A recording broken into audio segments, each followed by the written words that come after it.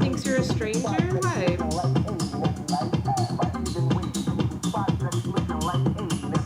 Oh, so the book covers are already made. That's great. Awesome.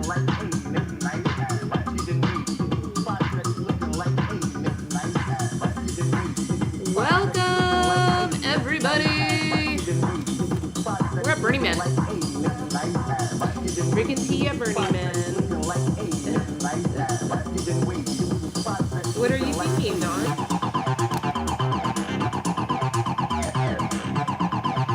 Tyler just messaged me.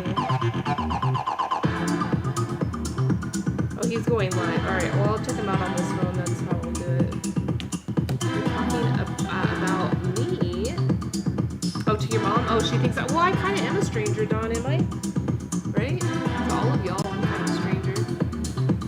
Alright, yeah, I've got the live feed of Burning Man here. Best Life Friday. How I can be your friend. Yeah, you can be my friend. Follow me. You see the little plus sign here? Follow me. And then also, if you want to be a dear friend, you can join my family. Dawn, you can join. Well, actually, yeah, Dawn, you can join a family. You click on my profile here, and then you scroll to the bottom. You'll see my list of families. My family is called. Here's the motherfucking tea.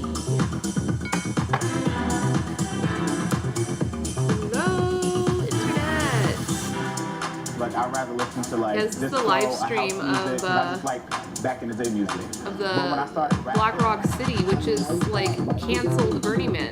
Burning Man's not supposed to be happening, and it's happening. It's so happening. People are partying. They're partying.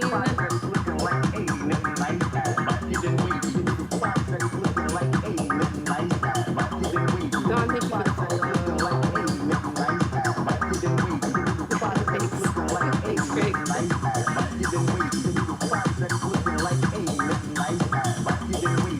Gotta listen to some cool music all day long. I'm stoked on this. Maybe I'll do some fire spinning today. I'll feel inspired. I have all my stuff. Shit, Way, welcome in. Good to see you. Thank you for the like.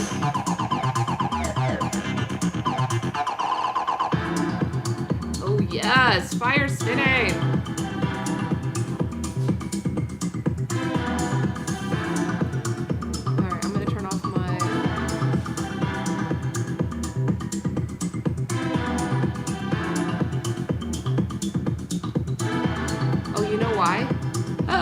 That's cool.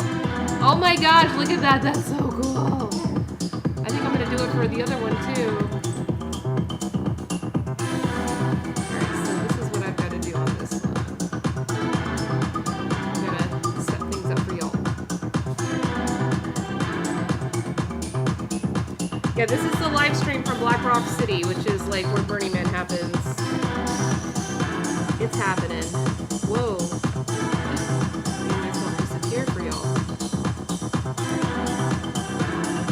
But I have the green. Let me turn it on this one. It's kind of cool. The fire looks sick.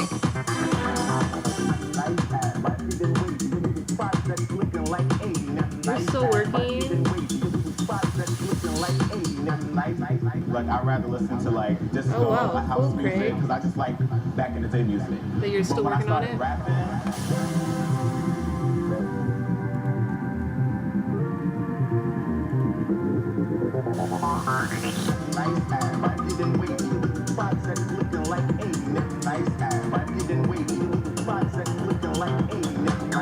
These people partying. They're not listening to the same music. We're listening to probably better music. Guaranteed.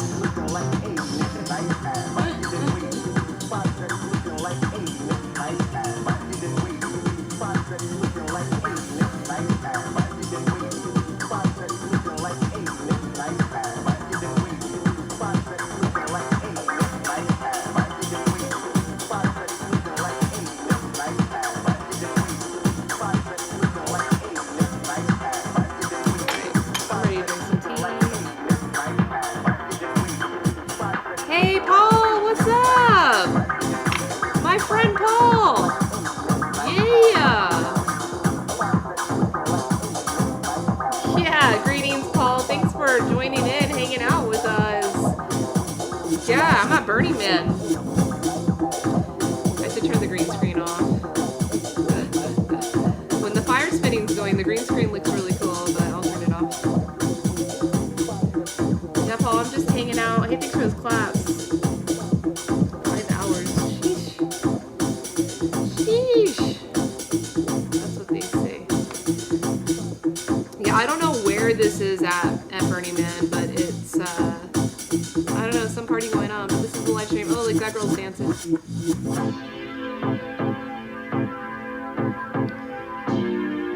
What I got done is the outside walls, raptor structure, and the divided walls and floor entrances. Wow, Craig, you've been working hard. Paul, where are you at in the world? You're in Minnesota? I saw you live streaming some stuff today. Just checking it out. Paul, Bitcoin, you want to say hi to Paul? Come here. Come here, baby. Come here, baby. Look, we're at Burning Man, Bitcoin. It's fun at Burning Man, huh? Gotta give all the stinky hippies tea. You did all that in 3 hours? Wow.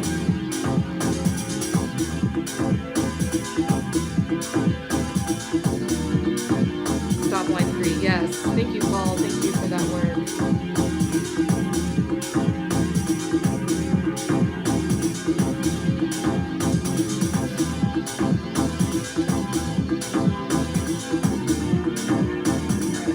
Down. Bitcoin just wanted to come say hi. Oh shoot. Those Rangers. Oh shoot, the Rangers are out there. Look, it's Rangers. It's Rangers. They have Rangers out there. I didn't know there was going to be Rangers out there. That's kind of cool. Oh, it's good, my buddy. Yeah, Bitcoin's happy. I've got a snack here. My dog is cute, isn't he, Craig? Yeah, I got a snack here. That's what he's thinking about. That's the only thing he's thinking about. Hey, so Paul, when are you planning to be back? We should hang out. I might not be here. I'm leaving for Europe in a couple of weeks, and actually, to be honest, I've decided yesterday, or what? I decided yesterday that I am going to self-quarantine, like self-isolate before I go, because with how you were raised with the dogs, awesome, Craig. Yeah, me too. I always had dogs. I really don't want to risk testing positive before I leave, even if I don't get sick. Like, I'm not worried about getting sick. I'm just worried about testing positive and then having to cancel my trip, which I've planned everything out, and I need negative tests everywhere I go there. So yeah, I'm just gonna self-isolate, but I'll be back in the beginning of October.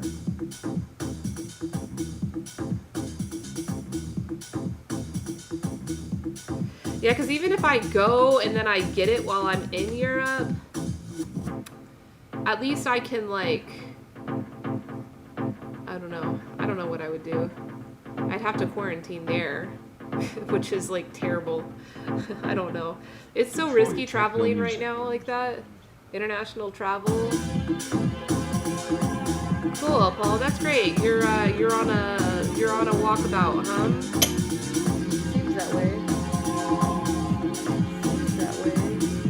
What should I dream? What kind of dogs were you raised with, Craig?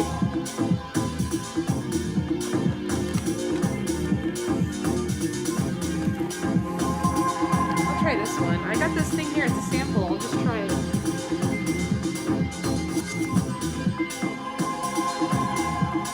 What do you mean popping off? Oh, that's funny. You were seeing half of my body in the camera frame. That's funny. Yeah, I don't know what this is. It's, I'll look it up actually. Organic stevia. Oh, it's stevia. Interesting. So this is sweet. Natural sweet.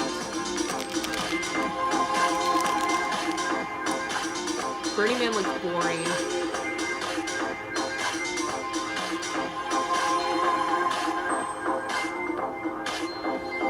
Make tea. I think that'll be more interesting for y'all, for me to make some tea. Oh, no, that's not the one I want to go to. Make tea. Paul, how do you like my tea display dish here? Pretty funny, huh?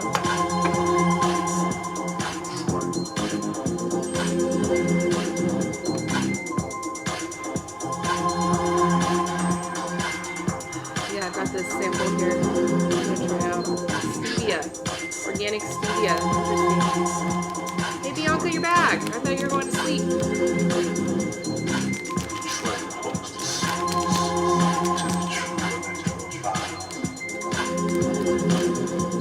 Well, yeah, Paul, keep yourself healthy. Interesting. Paul, have you ever worked with stevia before? I've only known it as like its processed form when I worked in the food industry. We used it as like a alternative sweetener.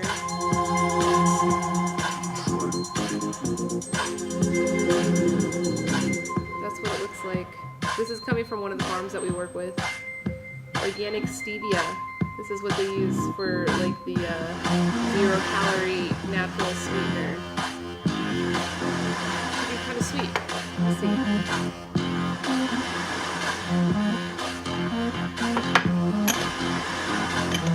You're not tired, Bianca? Okay.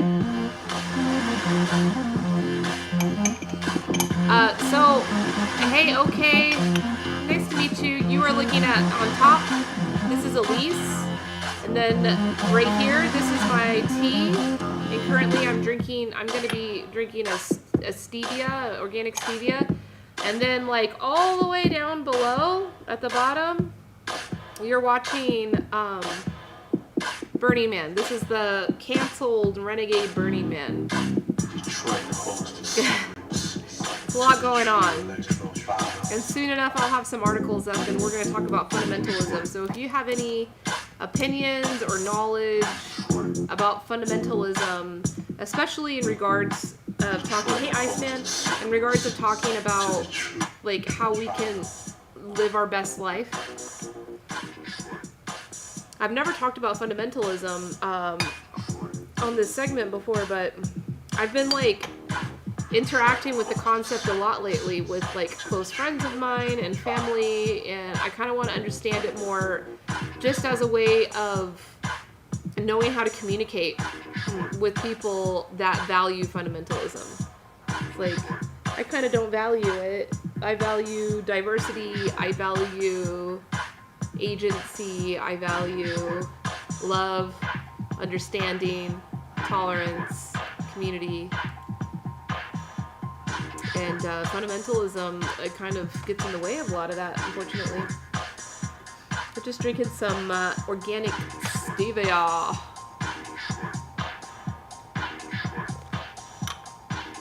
But stick around, we're listening to some cool tunes. And yeah, we're just keeping tabs on Burning Man. This is a live stream, it's a live feed that's on YouTube. Short.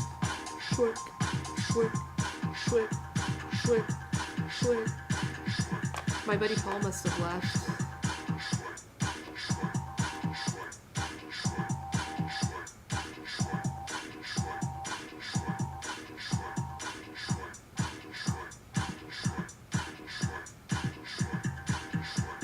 Iceman, why aren't you sleeping? It's late. It's bedtime.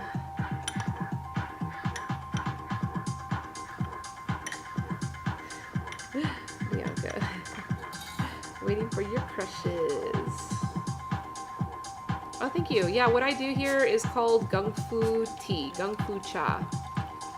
It's a Chinese method, a Chinese ideology. It's more an ideology than it is a process. And the ideology is that of mindfulness. So in Gung Fu cha, your goal is to prepare the best cup of tea you possibly can for your guests. It's about hospitality. And, you know, your Gung Fu, which is the same word as in Kung Fu. It's pretty color. Relatively clear. You see how it's a little bit cloudy? That's what I was talking about when I say, yeah, Pokta, welcome to Pokocha. When I say that, like, high quality tea, you're looking for cleanliness in the tea. You're looking for a clean... Look at that dance party.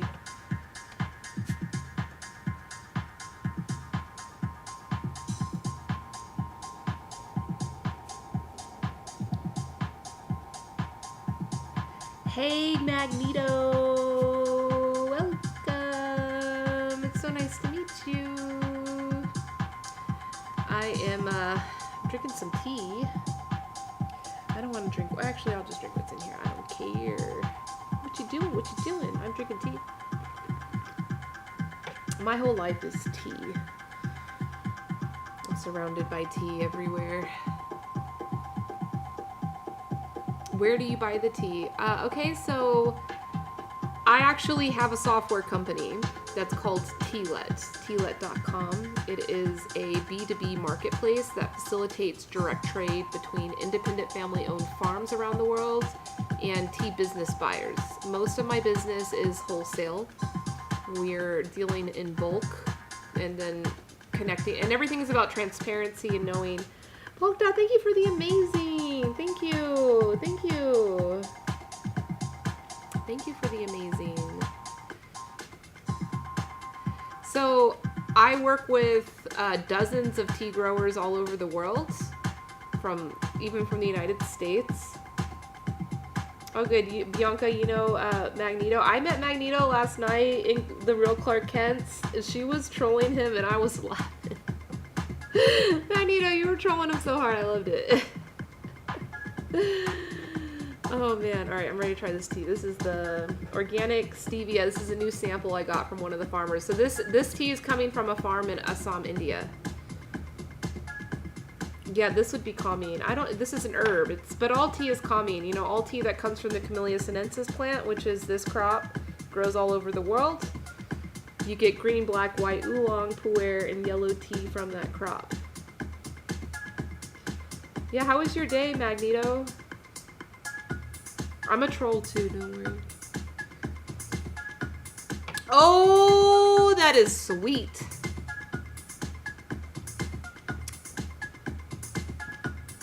Wow.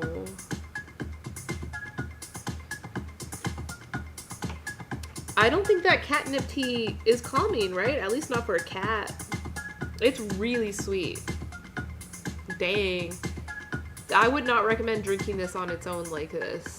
I would probably blend it. This would be interesting to make a blend with maybe a tea that is like really strong to create that sweet tea.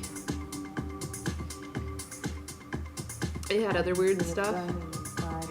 It kind of has like this off, like the sweetness is pleasant, but then it has this off thing that takes it like, here's the leaves, by the way, they're all chopped up, just little leaves. Again and again. I can feel it. It's so I don't take any herbal supplements. I just like, I eat whole food. For the most part, I cook everything that I eat from scratch. I do not incorporate fundamentalism into my business. I'm gonna get to that, okay? So my streams on Friday nights, I do a series called Best Life Friday. Oh my gosh, they're getting someone. They got him. They got him. The police got him. What a trip. I wonder what they got in trouble for. Even in the darkest time. Yeah, so on Friday nights, I do a segment called Best Life Friday where I research a topic that we can all learn from and then like put ourselves in the path towards our best life. So tonight's topic that I chose, it's always a random topic. I always choose it last minute and I couldn't think of anything better. Got him. Yeah, so yeah, the Burning Man live feed, the cops got somebody, the cop light, because I'm watching the live feed.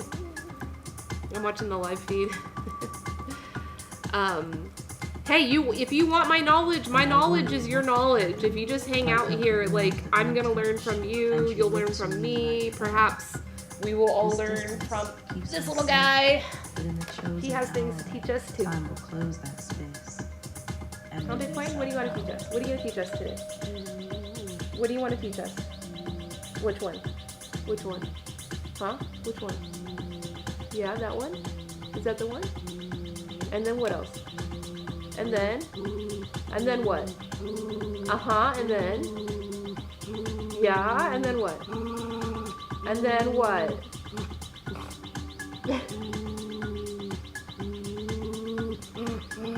He's so vocal today. I started my business 10 years ago. And before starting the business, I was an MBA student. And prior to that, I was a food scientist. And also a Peace Corps volunteer. So I already had experience with doing like international development. Look how regal he is. Mike Groves is in the house. He's so stoic. He's so regal. A regal little pup. He's like not impressed by Burning Man. He's like, what is that little spinny, colorful thing over there? Not impressed.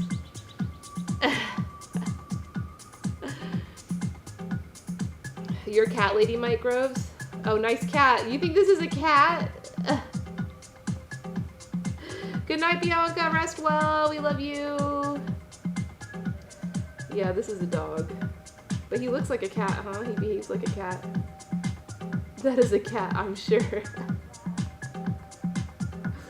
Meow. He's purring. It's a kitty. Oh my gosh, Bitcoin. Yeah, so I started the business. I was, what you really do? You want to sit here? You want to sit on my lap? Okay. We'll have to do it this way though. Let me put the keyboard here, and let me put this in. Okay, now you can sit on my lap.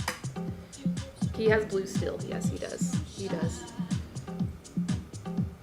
Yes, he does. So, I got my MBA from the University of Hawaii at Manoa. And it was a Japanese focus MBA. So I also got a Japanese degree. I studied Japanese. And I did an internship in Japan for 6 months. And that was when I lived in Kyoto and worked on a tea farm there. And we started a nonprofit called the International Tea Farms Alliance, which was a nonprofit that had the goal of creating a bridge between tea growers and tea lovers. Konnichiwa. Kinki desu ka? Your brother was in Tokyo? That's cool. Not for tea, though. Yeah, not a lot of people are in Japan for tea. Not a lot of people. Even Japanese people, like, it's interesting because the work that I'm doing of, like, preserving, like, traditional, you know, tea heritage, it is beautiful.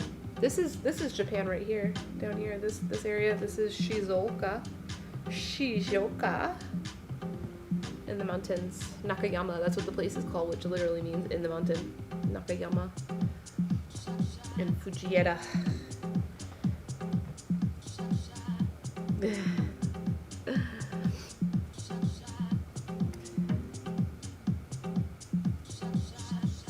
I was already there. Yeah, my parents, they relocated for my dad's job to Hawaii when I was a senior in high school.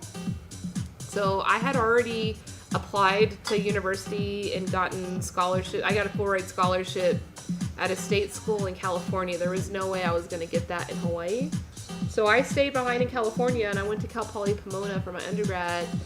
And then as soon as I finished school, I went to Hawaii to be with my parents because then I was going to do the Peace Corps and I knew I was going to be away for a few years. So I wanted to spend some quality time with my family before so I spent 6 months in Hawaii and I just like fell in love with the culture and everything about it. Surfing, the beach. You want me to put the link? I'll type it in. You can see, because I got the Burning Man rolling on the other stream. It's the same content, you know, it's just me, but I got a green screen, as you can see. I got a green screen. This is just like my side view. Oh, thank you, Magneto. I found you interesting because you were smart talking the real Clark Kent. He needs that. So my undergrad was in food science and technology, and then my MBA was a Japanese MBA. So it was a Japanese degree. So for the 3 semesters, I did take Japanese classes, and then I had to do a semester in Japan as my internship. Really? I'm gonna be in Belgium in a few weeks. Mike Groves, level 23. Senpai. That's so funny. I'm in Vegas. You're the second person on this app to call me senpai. I guess I might as well just change my name. I'm like, I'm old lady now. I'm senpai. I always like when I was learning Japanese, because I was younger, always like looking up to other people. I always was the henpai, but Viva. Viva? Like Viva the show? Are you a rockabilly? Are you a rockabilly? You know about Viva? Or just Viva Las Vegas? Because there's a festival that happens here called Viva, and is a rockabilly festival. It's like the largest rockabilly festival in the world. It's awesome. Like people from all I don't even just call them rockabilly, because it's like it's the Tiki Crew, it's Western, beatniks. You're more all and they all travel here. I just kind of call it like vintage punks.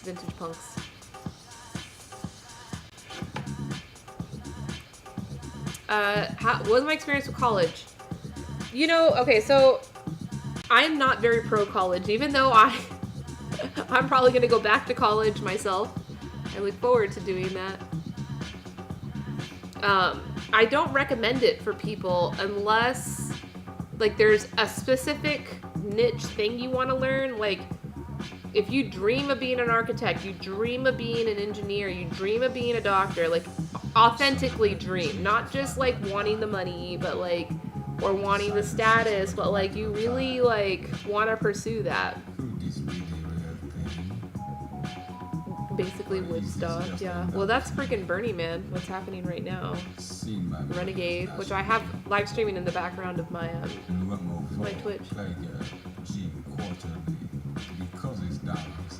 But certifications don't have value, right? What has value is your experience, your emotional intelligence, and your collaborative capacity. And college doesn't necessarily help you with that. Now, there are values in the experience of college that can teach you things. So, for instance, undergrad. The reason why I like to see young people, the ability to learn is really important. It's super important. And you kind of learn that in college. You kind of learn how to efficiently search for information. You kind of learn how to reference a textbook or something for an answer you're looking for. But the greatest thing I think that people get from their undergraduate degree is the skill in like working with assholes, and to have patience and to have tolerance and to have stamina. Because you know what? You're always going to be working with assholes. Like, there's no getting around it. You're always going to be working with assholes.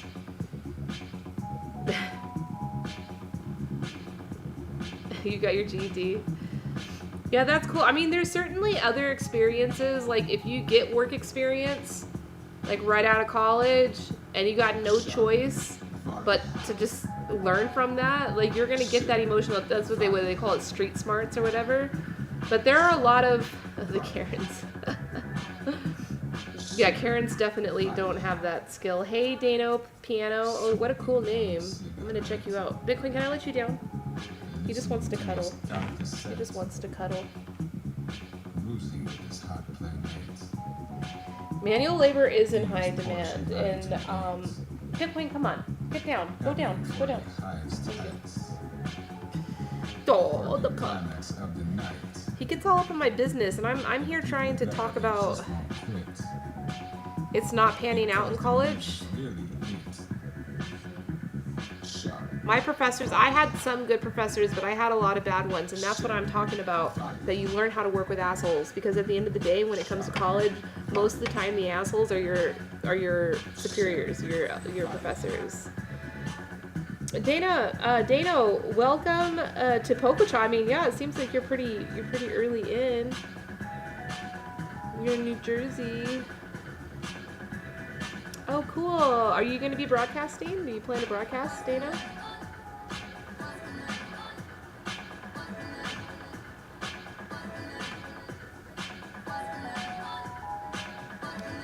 I went to school to become a trust fund baby. You cannot do that. What did they do? My professors? They were just rude. You know, so like, here's the thing about academia and people that work in academia. And I don't mind saying this with confidence because I pursued that. I was one of those people, and I had a mentor that told me, no, you need to pursue something different. Like, you're not like us. So here's the thing about academics. So this includes PhDs, professors, people that are like career academics. Extremely intelligent, right? Because they like had to do a lot of school and a lot of research and studying to get all those things. But they don't make much money. They don't have like, I don't know, whatever it is, but usually it's like career. You like compare salaries, and that's how you compare worth. It's like, why do they pursue that? And my mentor told me that academia is for people that can't do. Because like what happens with every academic is that they finish their school, they acquire all this knowledge, and then they'll go into the real world to go get a job, and they realize that they can't do, and that's what pushes them back into academia. And my professor, my mentor, was like, Elise, oh my gosh, Bitcoin, are you serious? Like, he jumped on the back of my stool, little brat. Little brat.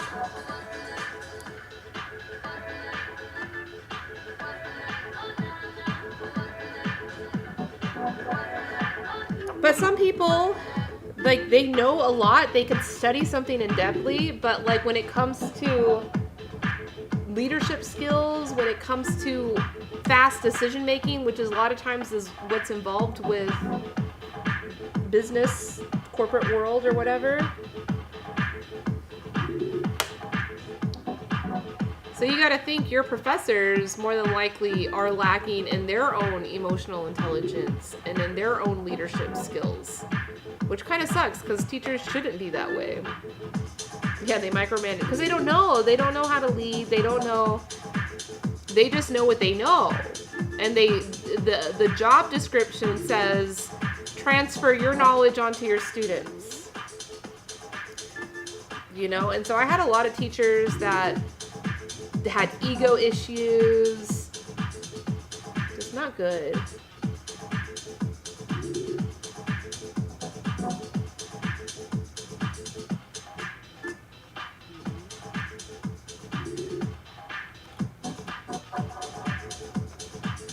I am into Buddhism, very much. An individualized educational plan is a plan or program developed to ensure that a child who has a disability identified under the law and is attending an elementary or secondary educational institution receives specialized instruction and related services. Got it. So do you end up having to do a lot of work, Magneto? I bet. What's his name again? Ooh, my professor? Or Bitcoin, the dog. His name is Bitcoin. Bitcoin. Yeah, I'm into Buddhism, which is, you know, kind of related to this topic today. I'm gonna jump into the articles soon. I'm getting back to your questions.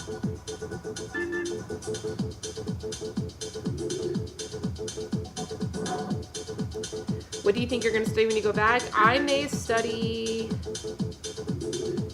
trust fund. Hey, Mom, I'm going to go to school and study to be a trust fund baby. What the? You're funny. Who said that? Oh. Oh, hash lungs. Okay. Oh, cool name. I like that. What?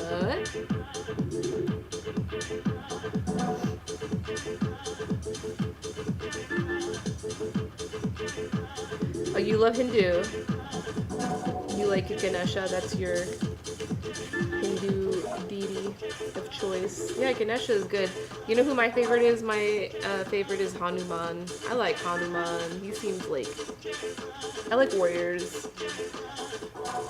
I like warriors a lot. No, the cat. Magneto, you're funny.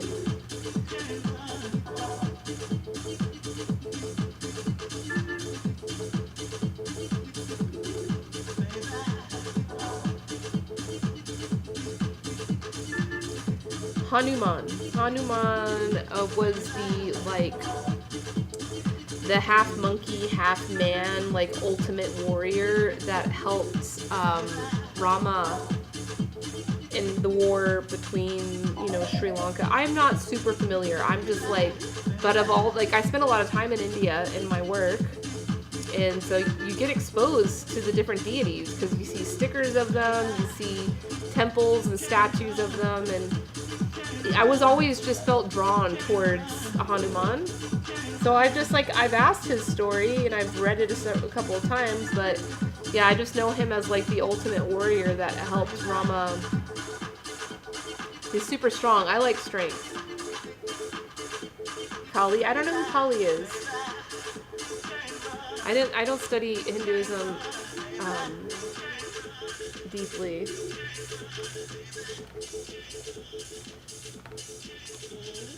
Yes.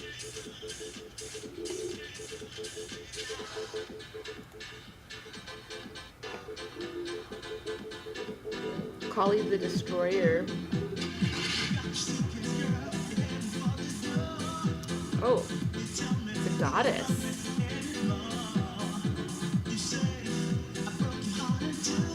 I like that.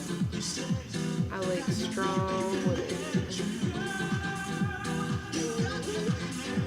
Oh yeah, she does look like a badass for sure. I've definitely seen this god before. Bitcoin, stop. Stop.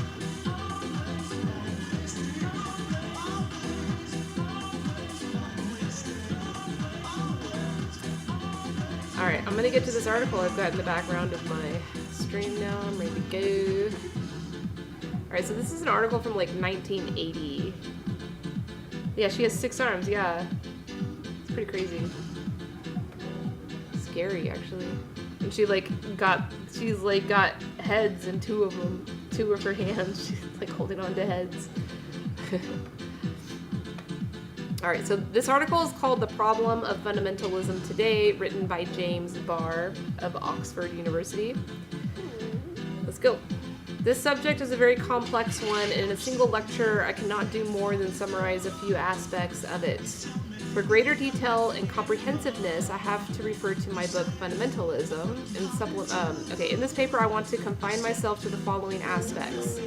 The basic character of fundamentalism, the nature of the criticisms I have myself against it, some facets of the ensuing discussion, and in particular the role of conservative scholarship in relation to the religious core of fundamentalism. Knowledge drop. She, Bali? Wow. Hungry. Here and there I will take into account the reviews I have seen, the discussions that I had since my book was published, and various other books recently published. That's an interesting observation. You say most cryptocurrency CEOs went to college. Where did you get that statement from? Okay. But let us begin by outlining what the general limits of fundamentalism are.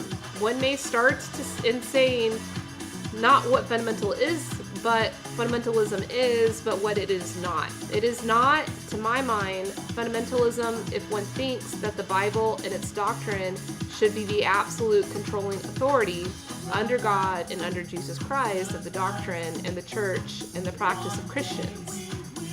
To ascribe such final authority to to Scripture is not fundamentalism.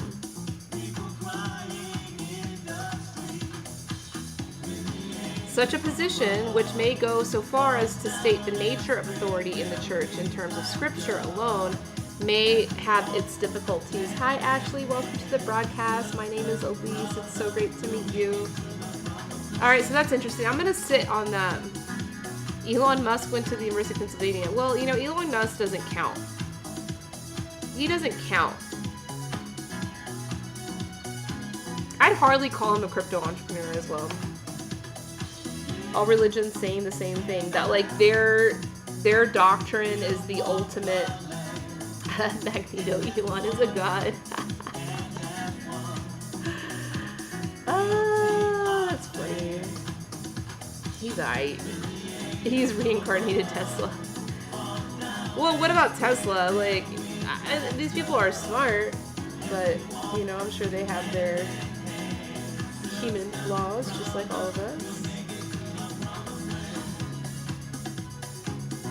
Burning Man looks super boring. Okay, are you asking a lot of questions about university because like you're thinking about quitting? Are you like a freshman and you're like 2 weeks in and you're like, fuck this shit, I want to get out of this? Is that what's going on? Look at this guy. He's like, let me in. There he is. Thank you for the like. Welcome in. Yeah, you're right. Thomas Edison did steal from Tesla. And solar. I don't know about free. They definitely want to profit.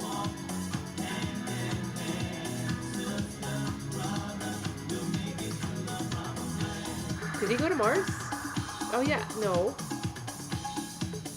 They didn't send a man to Mars, and Elon definitely didn't go to Mars. Is that what Elon's saying though? He's gonna go to Mars?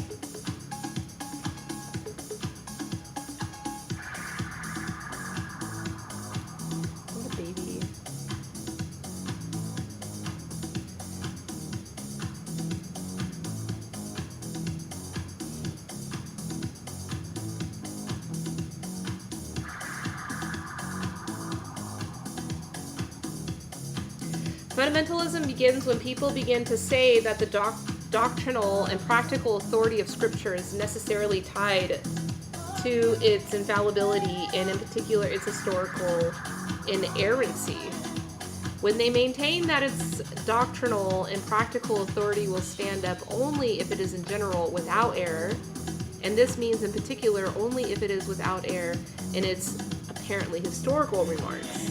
The center of fundamentalism is the insistence that the control of doctrine and practice by Scripture is dependent on something like a general perfection of Scripture, and therefore on its historical irreverency, and this in turn involves the repudiation of the results of modern critical modes of reading the Bible. Okay, I might need to read that again. Okay, Bitcoin, I gotta let you go.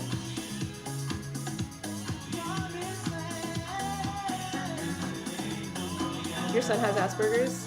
Or you're talking about Elon?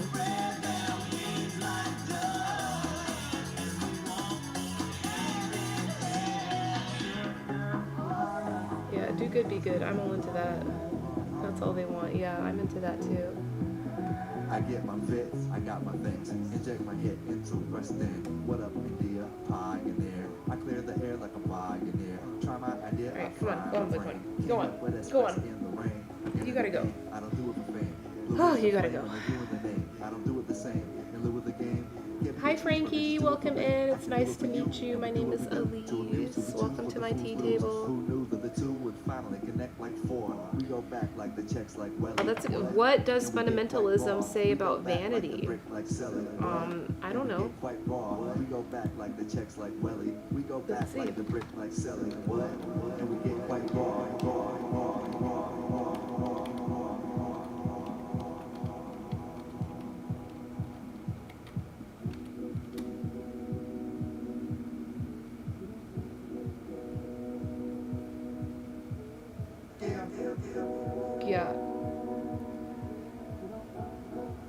Yeah, vanity is self-absorbed use.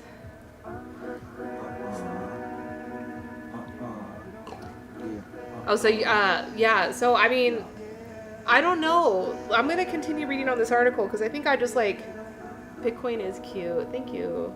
He's a cutie. Yeah. He's my favorite. He's my baby. I drink some of this water. Ugh.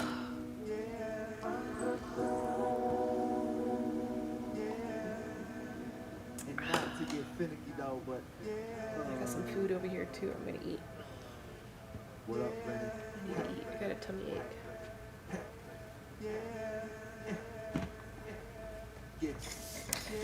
Sorry, I'm making the viewpoint bad, but no one's here from Twitch. Yeah, I've got a green cake. Pendant. Made a pendant. Pendant cake. It's like a mochi cake. It's kind of soft and spongy. It's got mochi in it. It's like, you know. This is what Bitcoin has been crying for. Yeah, I mean, I'm gonna continue to read this article and see if there's any more insight, like so that I can better understand exactly what is fundamentalism. Put my cake here so y'all can see it.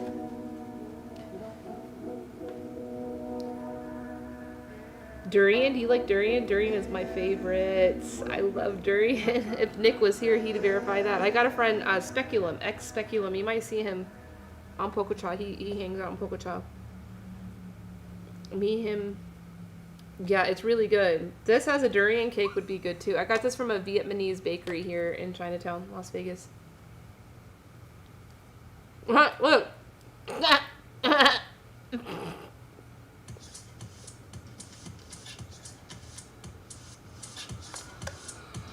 Because it's green. It's invisible. It's invisible. I didn't even realize that.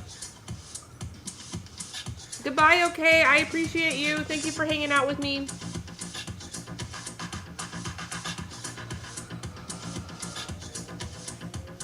Sudanese region tea blends? I have not. I have had tea from Sudan, though, in the past. But yeah, like Islamic fundamentalism and even Christian fundamentalism does value modesty, right? Not near Louisiana, no. No, in Las Vegas. I'm in Las Vegas. I'm gonna find some different music. I'm ready for something different. Although this is kind of getting cool and syncy. Yeah, this is getting kind of cool. And this is a new track to start it. This might be good. I'll try it for a little bit. Bitcoin, are you freestyling with the music? Is that what's going on?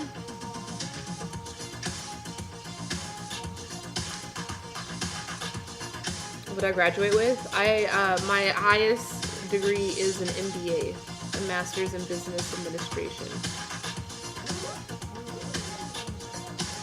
Oh my God, Bitcoin, here.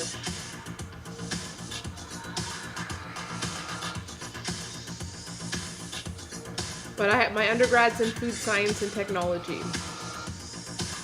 I really like food. Studying food, cooking food. I know how to cook food really well because I know it on like a molecular level.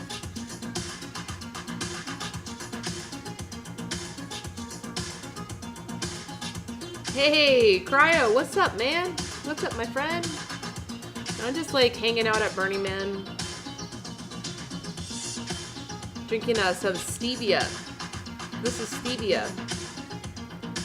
It's like the organic, naturally sweet herb.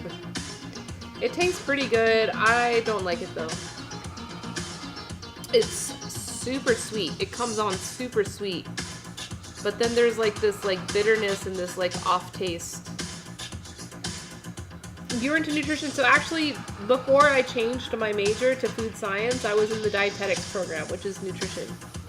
And the reason why I studied that, I had originally enrolled in college with that, was because I had an eating disorder when I was 15 actually.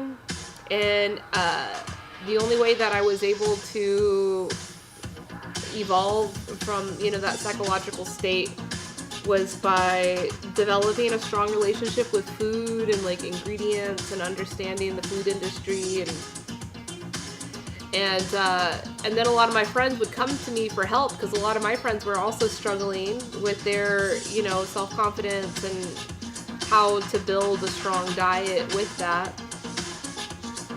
And so one of my teachers said, oh, you should study nutrition because then you can have like a private practice and do that. My gluten, I love gluten. I love gluten. I'll go into detail about it though. Thank you. Yeah. So yeah, I got into that program. I did my first semester, and there was the introductory class where they brought in like older students who had graduated and were already working in the industry, and they gave us like their story. Yeah, I love bread. But I'll go into detail about this because I do know a lot about this argument, and I do have things to say about it. And like all of the people that came to talk to our class, they all had very negative things to say about the career of dietitians, because you have to work in a you have to work in a hospital for at least a year to even get your license to practice. And all these nutritionists had already been working in hospitals for like 5-6 years, and they hated it because like they're trying to do their job well, but like they come into a patient's room and they're like, hey, this is what's going on with your body. This is what we recommend, lifestyle changes to help you, heal and get stronger, more sustainable healthcare, right? Proactive. And then immediately after that, a doctor walks in and just like gives them a pill and says, oh, here, just take this. And I was like, hell no, I'm not going to be second to a doctor. I was definitely not going to be second to a pill if I'm like trying to help people with their food, But it just so happened that within the same department that I was already enrolled in, the dietetics and the food science departments are in the same school. So I was able to easily transfer over because then my advisor was like, well, if you don't want to work in a hospital, have you considered working in the food industry? You can like make food, and you can even get involved in like nutritional functional food. And so, yeah, I did. And that's how I know a lot about the whole gluten argument, because when I was in school and I was working in the industry, gluten was like a really hot topic. Oh, that's interesting, Magneto. Spent 5 years in the food industry and 5 years in the military. Oh, beauty. I hope you have a good night. It's okay. It's chill. We're talking about something really boring today. Don't worry about it. I hope you have a good rest. I appreciate you stopping by. And I hope you have a beautiful weekend.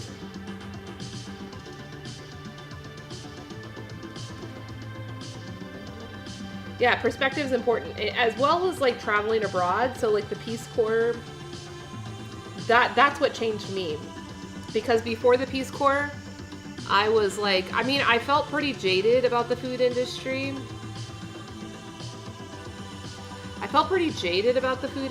Oh, thank you for the yikes. Oh my goodness. Thank you.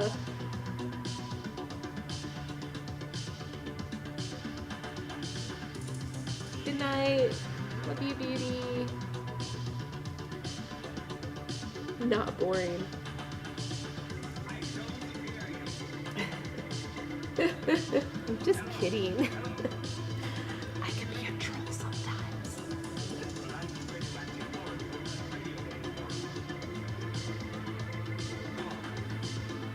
Yeah, perspective. And talk about perspective. People talk about Burning Man. I'm here, streaming Burning Man in my backdrop here on the stream. Is like, people go there and it's like, oh my god, Burning Man changed my life. I went because I wanted to go see. I would not say that Burning Man changed my life, but if you have never had an experience in your life that's like introduced you to an alternative perspective, especially in a painful way, like where you experience some type of struggle or some type of pain with a different perspective, you learn so much. Yeah, I want to rely on Porta Potty. That's funny. Yeah, so like people go to Burning Man like, it changed my life. And I'm like, well, I get it, because Burning Man is all about perspective. You're constantly bombarded with perspective. Even like, so the whole site where they do, yeah, and then microdose or macro dose, whatever. I'll definitely show you a different perspective. Alright, I am gonna catch up with Reddit chat.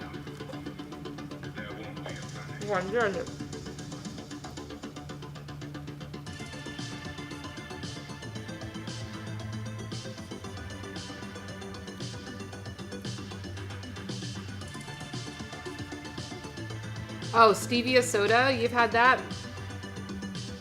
Yeah, stevia is like the main ingredient for like all natural sugar replacement, 0 calorie. Peace out. I love you. Thank you for spending time with me here. I'll see you around the Pogo streets. I'll come back to your broadcast. I saw you were live earlier. I couldn't make it. I was occupied with something.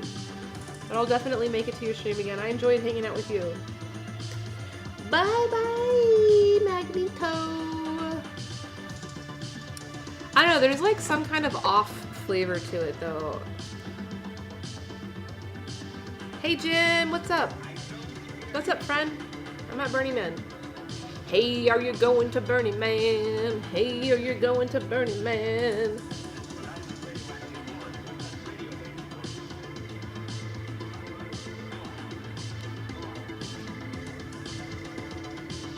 Jim, I'm talking about fundamentalism today. As you can see in the title. But I'm also streaming from Burning Man. There was some fire spinning earlier.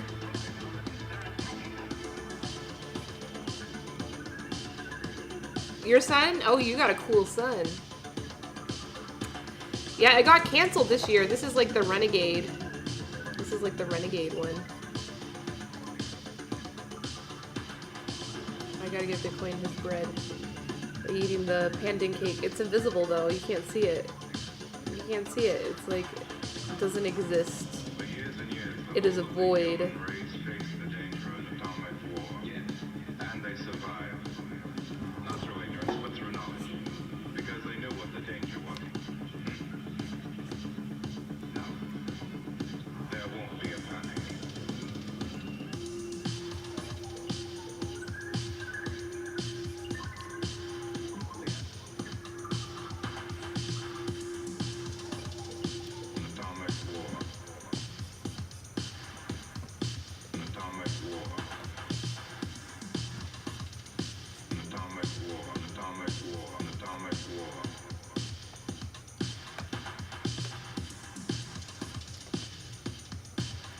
Alright, I gotta read this part again because I need to understand it better.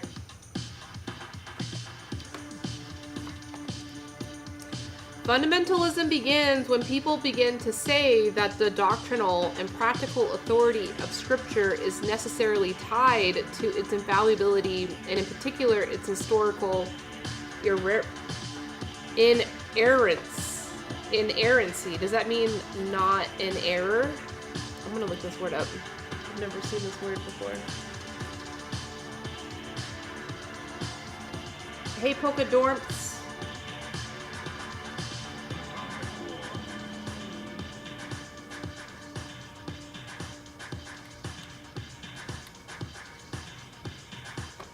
Infallibility.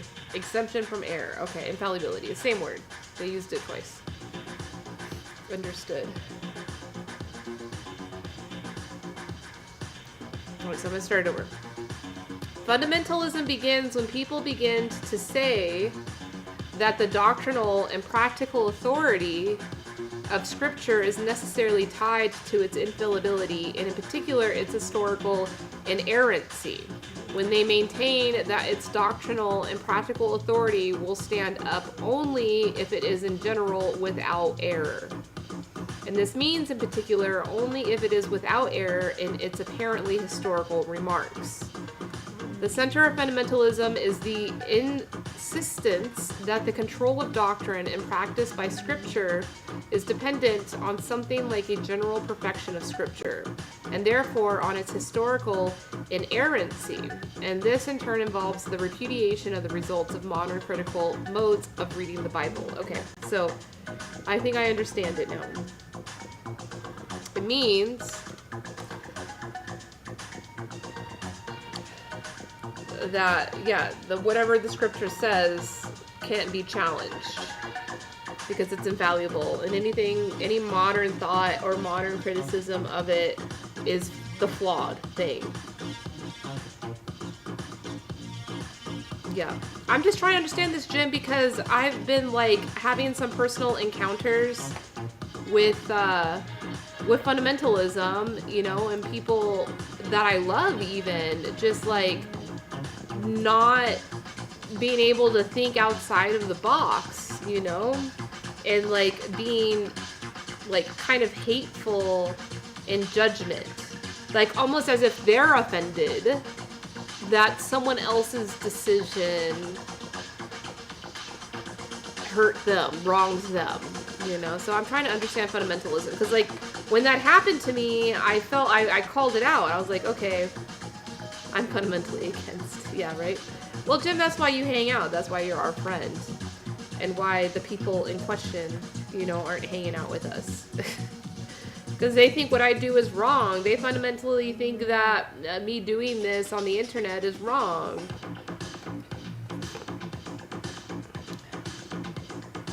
I'm gonna change this music. It started out pretty good, but I don't know. I'm not liking this track now. Let's see. Tropical Soul.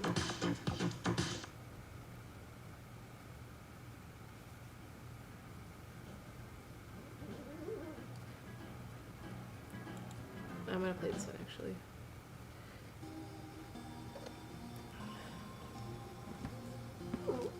Alright, Bitcoin, if I give this to you, you better leave me alone. Just eat this thing and go sleep on your couch, because you're being annoying. Sorry, Jim. Bitcoin's being kind of annoying.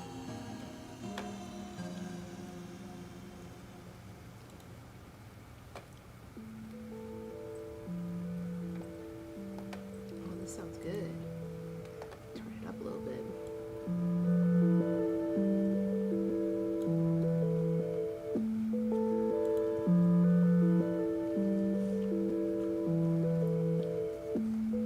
I need a timeout because I talked to Bitcoin like that? Is that what you're trying to say?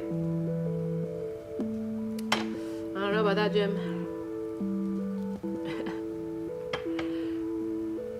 Alright. Now, the broader religious context of this lies in certain currents of Protestantism. In the Anglo-Saxon world, the central and dominant context is that of evangelicalism, the revivalist movement of the 18th and 19th centuries, with its emphasis on personal faith and religion, personal new birth, the tradition of Wesley, Whitefield, Moody, Billy Graham. This tradition, for all its strong convictions, was to some extent theologically eclectic. It had no first-rate theological thinkers, and it did not identify itself absolutely with any of the traditional denominational theologies. If one wing of it was Calvinist, another was Arminian, and on the whole, the Arminian wing was the dominant one. Outside the Anglo-Saxon world, however, much fundamentalism came from a root that lay earlier in the history of the church. It lay rather in the traditional denominational orthodoxies of the 17th century. That's a long time ago. Oh, Bitcoin needs a timeout? Yeah, he's been really needy today. And, you know, I've been taking care of him. Of course, I take care of him. I feed him nice treats.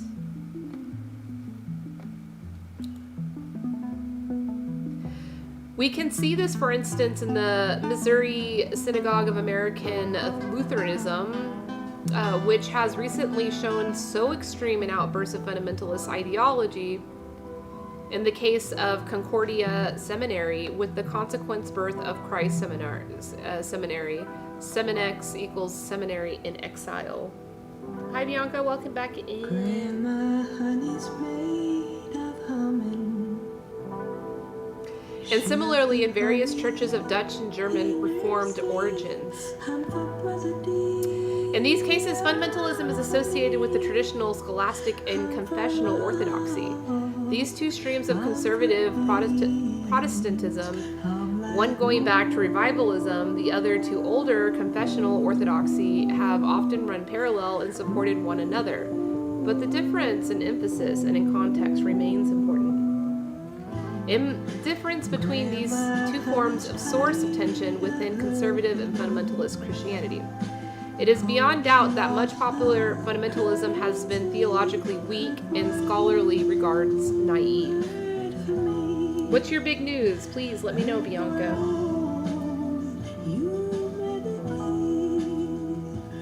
On the other hand, I myself think that the old fundamentalists of the Anglo-Saxon world were in many ways right in their decision, taken no doubt unconsciously, to reassert a Christianity that could be communicated by the common man, and that was in essence personal, dependent on personal faith now present in the believer, as against the traditional denominational orthodoxies. For it is an elementary insight of true evangelical faith that there is such a thing of dead orthodoxy, and that conformity to an orthodox norm does not constitute true faith.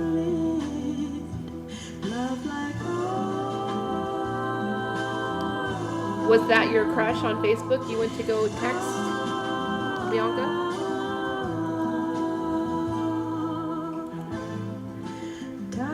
Oh, congratulations. Congratulations.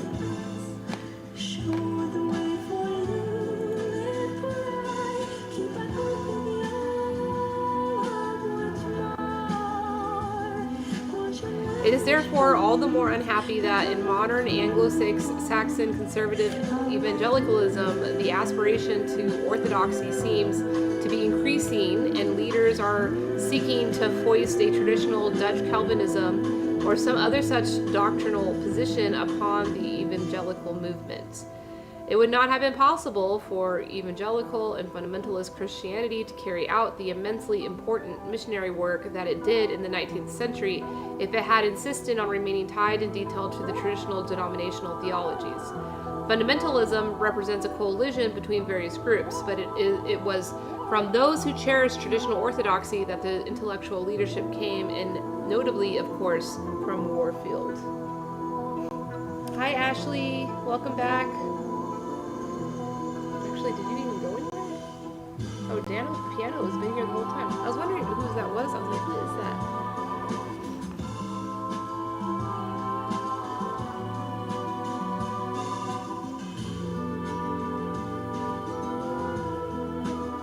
As we all know, fundamentalism is not anyone's ideal. People do not aspire to be called fundamentalists and do not call themselves by name with pride.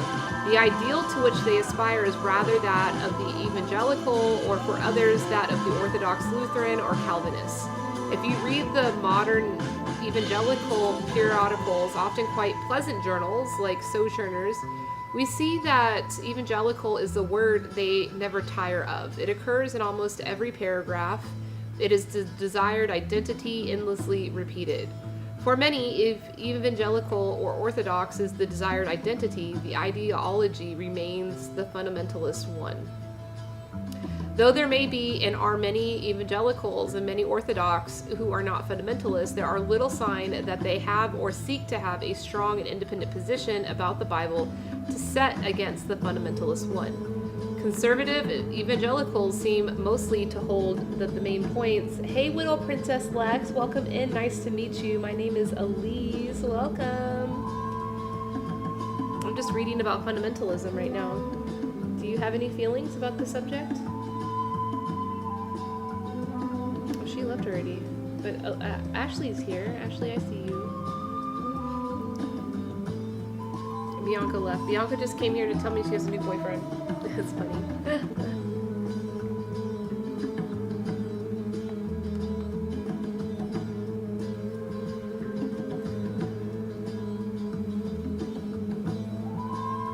Hey, Ron Hill. Welcome in. Thank you for the like. Alright, Jim's got some knowledge to share with us. He says, I used to live in Holland. That's Michigan. Large population of people of Dutch ancestry. Christian Reformed Church. Sunday was the day of rest, so if you mowed your lawn on Sunday, you could be shunned by the community. Yeah, so that's it.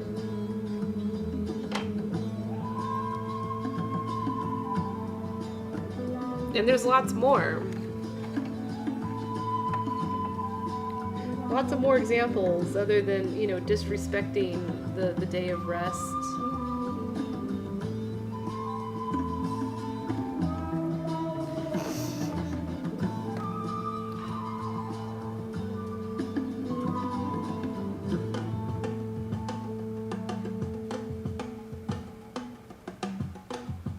Read this again. Under strain and pressure from critics, they will try to display a more open position, but left to themselves, they will fall back on a fundamentalist position, modified as little as possible. Thus, nothing material is to be achieved by listing the names of persons or organizations which are or are not fundamentalists. Fundamentalists are usually very anxious not to be identified by that name. It's just like a racist doesn't like to be called a racist. Or people will go to the next town to do stuff. Yeah, Jim. It's weird.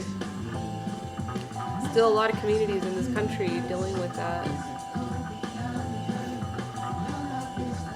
Fundamentalists on the whole do not think that there are any fundamentalists at all. If there are, they are very extreme, very few in number and very far away, usually in another country. But all this does not alter the powerful, pervasive, and easily identifiable character of the ideology which other Christians identify as fundamentalism. And there is no reason why those who maintain that ideology in its fuller forms should not be classified as fundamentalists. Probably more important, however, is the influence of the fundamentalist ideology upon those who accept it only in part. Now the kernel of my own position can be presented as follows. Conservatism is a human ideology, and religious conservatism is also a human ideology. As human ideologies, such conservatisms may have much justification, and they may well be just as well founded as the opposing liberal ideologies. It is important, therefore, that in criticizing fundamentalism, we do not simply stand as propagators of liberalism.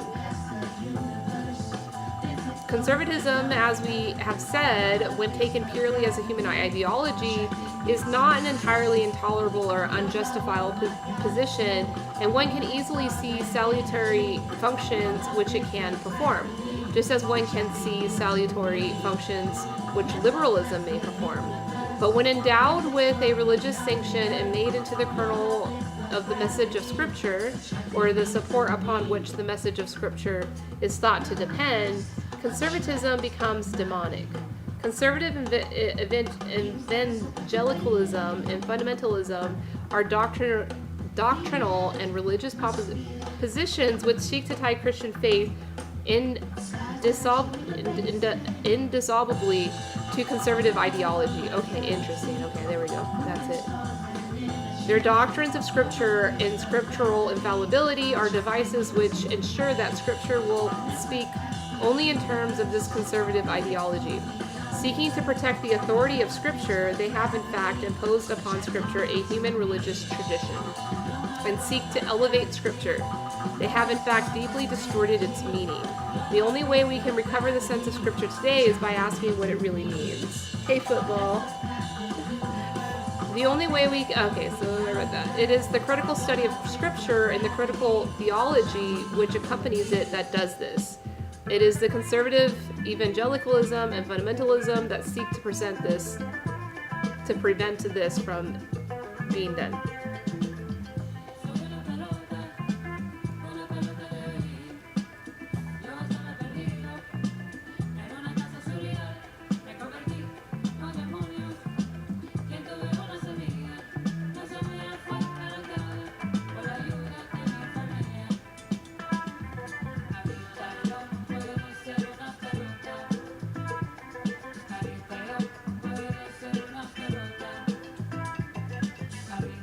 Football, you changed your picture.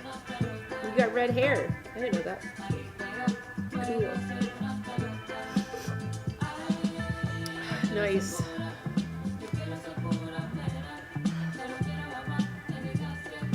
don't know, I'm getting all heated up listening or reading this.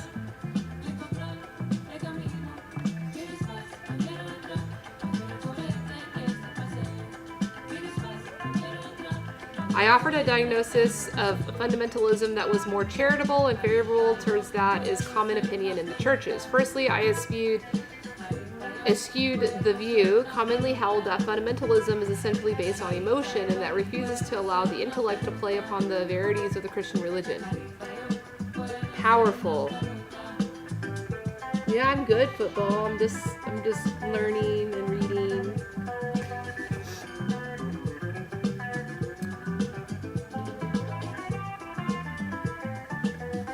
Fundamentalism is based on emotion instead of reason. Secondly, I resolutely refuse to use the psychological argument to argue that the basis of fundamentalism is to be sought in a bigoted, authoritarian, security-seeking personality structure. This is, after all, what most Christians think.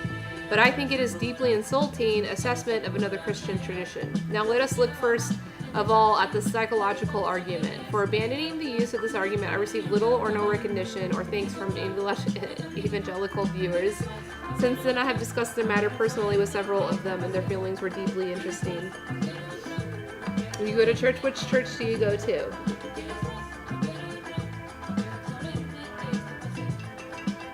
They felt no gratitude for my abstinence from use of the psychological argument because they, in their own experience, felt that argument is often valid. They themselves, as conservatives working within the conservative evangelical world, feel the pressure of what seems to them to be an inherent psychological stress.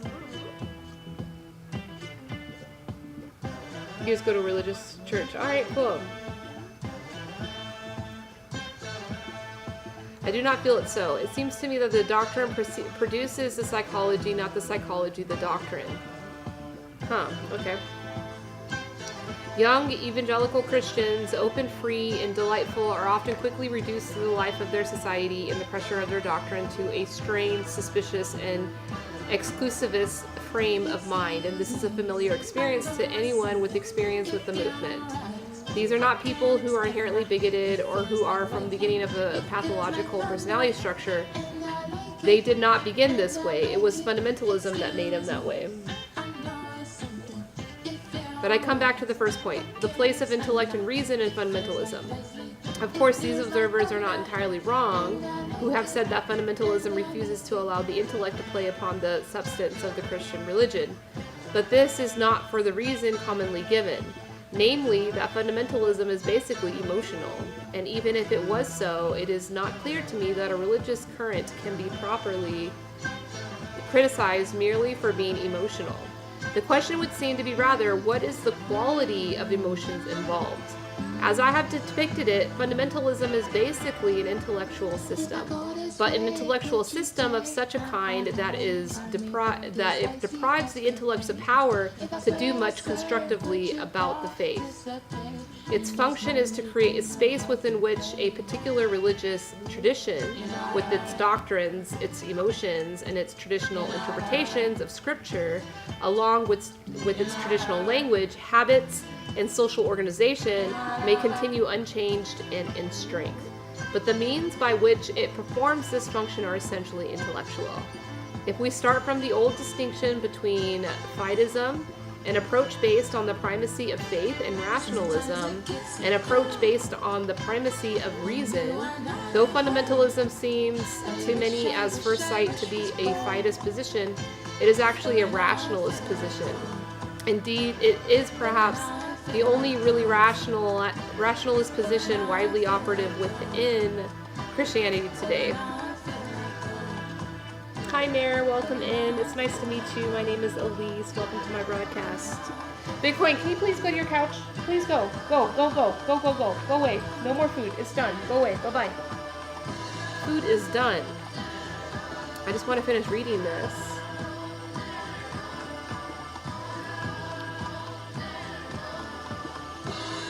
You're not feeling well now, but football, huh? Got a headache? Maybe you should go rest. Drink some water. Go get some rest. It is because of the strong heritage of rationalism in the English-speaking cultural tradition that fundamentalism is at its strongest in the Anglo-Saxon world. Nowhere is the rationalism of fundamentalist argument more clear than in the doctrine of the inspiration and infallibility of the Bible itself. Though inspiration is mentioned in the Bible, nowhere does the Bible suggest that inspiration includes the package of implications taken as authoritative by fundamentalists. It nowhere says that this implies historical accuracy. It nowhere says anything about the original autographs. You hashtag me, oh. Indeed, it nowhere says that Jesus commanded or authorized the writings of the New Testament at all.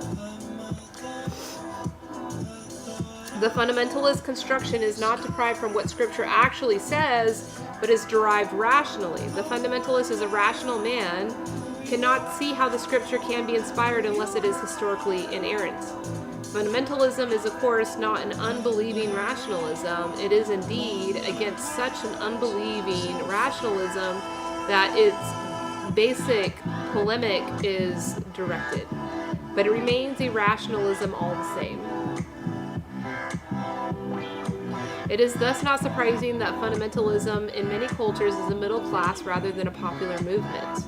It is a tolerably educated movement, included in its ranks plenty of doctors, scientists, lawyers, and most of all, course students, and it is from its stratum that the basic spread of ideological doctrine takes place.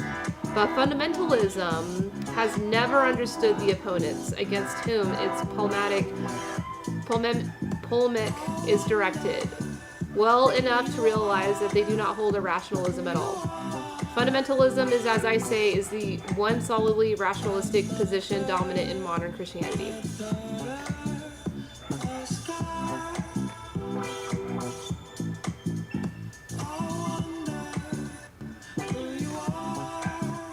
What is he barking at?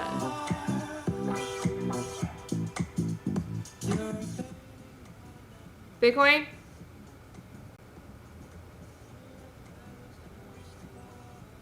I guess it's nothing. I thought maybe there was someone at the door. He's over there barking. So you're going to just be a brat, right? You're going to go over there and bark, or you're going to come here and whine? Why don't you just go sleep on the couch?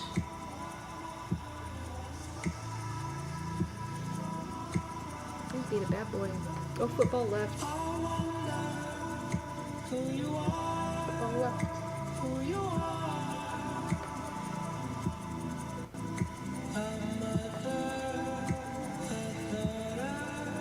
Hi ho. How are you? I'm talking about fundamentalism right now. Yo.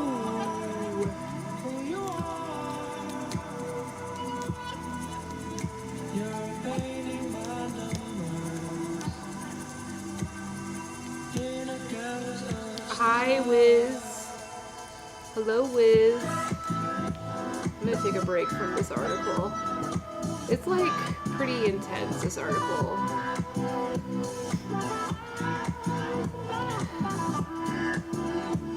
My allergies are going off tonight.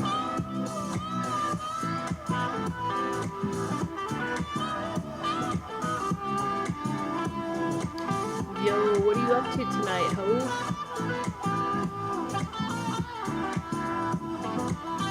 What you up to?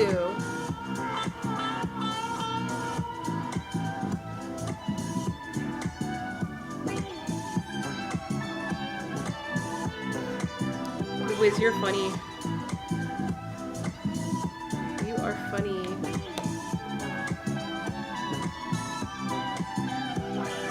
You're bored. You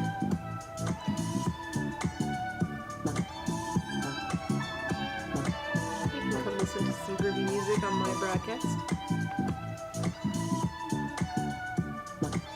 You see I'm all red from my allergies. Probably all red compared to that eye. This side feels fine. This is the side that feels.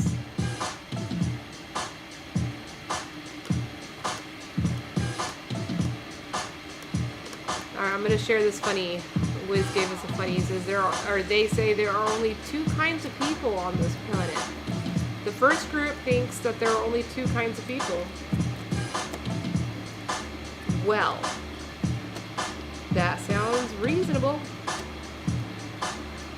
Hi, Steve. Welcome in, Steve. It's good to see you. Where did I see you earlier?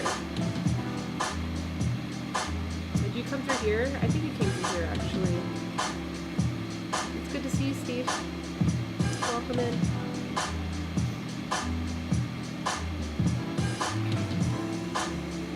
Just drinking some stevia tea. Hoes and bros. Hoes, do you do broadcasting? Maybe you should do a broadcast if you're really bored. I'll watch it.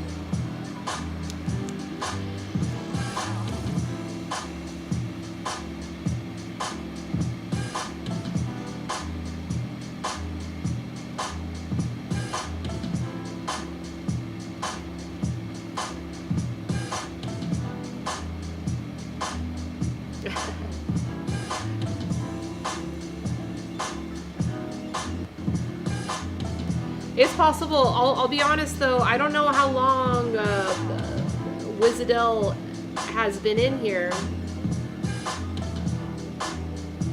Oh, we have another one. You know what? I'm gonna open in the bigger window because I want to see. You left a good comment here, and I'm sorry if you've left, but I will address it now. You did two today, and I missed you. How did I miss you? I'm following you. How did I miss you?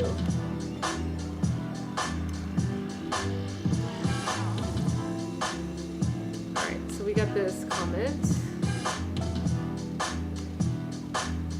Wasn't the scripture just a propaganda tool by the Romans to take over the world and destroy the belief in Warda? If you tell the people they are controlled. I've never heard that point, but that's possible.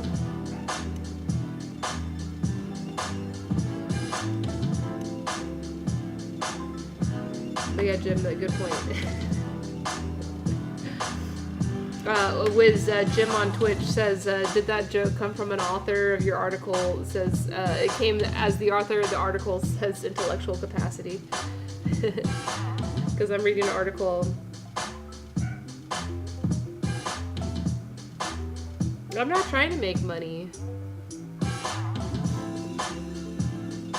I'm not trying to make money. I'm on TikTok though. I do TikTok as well. You can follow me on TikTok if you want. I'm not trying to make money there either. You know what I am trying to do? I'm trying not to spend money. I'm trying not to spend money. And I own a business, right? I do marketing. And when you're a business owner and you're trying to do marketing on all of these platforms, you end up being the one to pay to have a voice on these platforms. And so I'm not trying to make money, but I'm trying to have a voice and not spend money to have a voice. Yeah, I'm on TikTok. So that T-Let-T, that's my handle on all the socials. You can find me everywhere with that, including Twitch.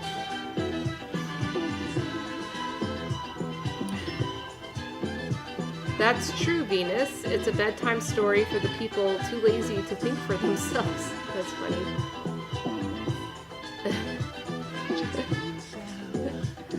Okay, you know, this stream is not to troll Christianity or scripture. You know, you're welcome to. In your own time and in your own head, you're welcome to. But, like, if you want to know my intentions of why I chose this article, why I chose this topic, why I'm talking about those things, that has a lot more to do with, like, validating that these ideologies exist. And we as a community have to deal, and even as individuals, we have to deal with these ideologies, which may become conflicting for us.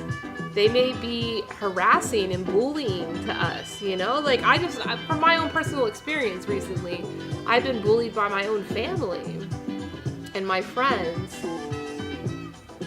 All right, I'm gonna screenshot that. So I got your TikTok, okay. Oh, there's a DJ. Go DJ, go DJ, go DJ, go DJ, go DJ, go DJ. Ooh, Yeah. Ooh, yeah. Ooh, ooh, ooh, ooh, ooh. Yeah. Oh, yeah.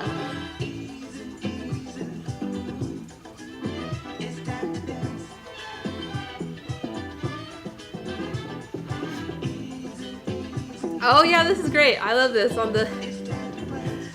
I'm in the crowd at Burning Man.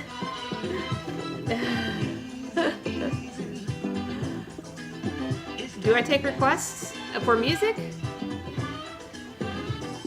I'll hear all your requests. Please share. Let me know what you request.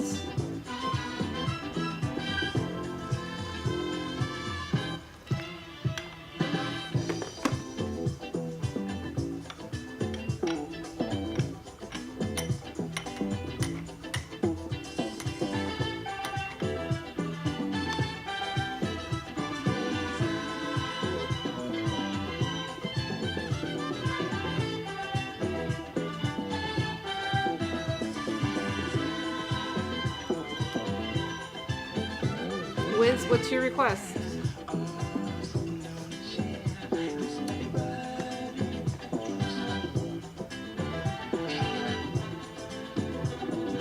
Hello, Indian66. My name is Elise. It's nice to meet you.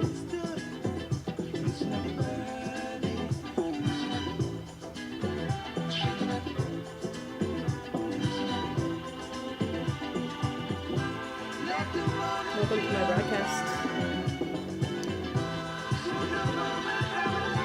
I'm waiting for Wiz to give me a request. He wants a request. Until then, we're talking about fundamentalism. Do you have any feelings on fundamentalism?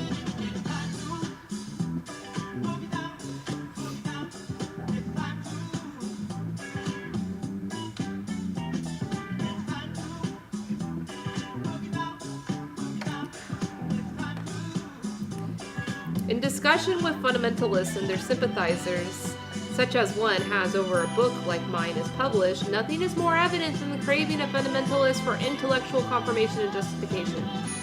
Critics of a book like mine do not argue much from faith or from scripture, they argue from intellectual capacity. Those who have written books critical of fundamentalism are represented as ill-informed ignoramuses?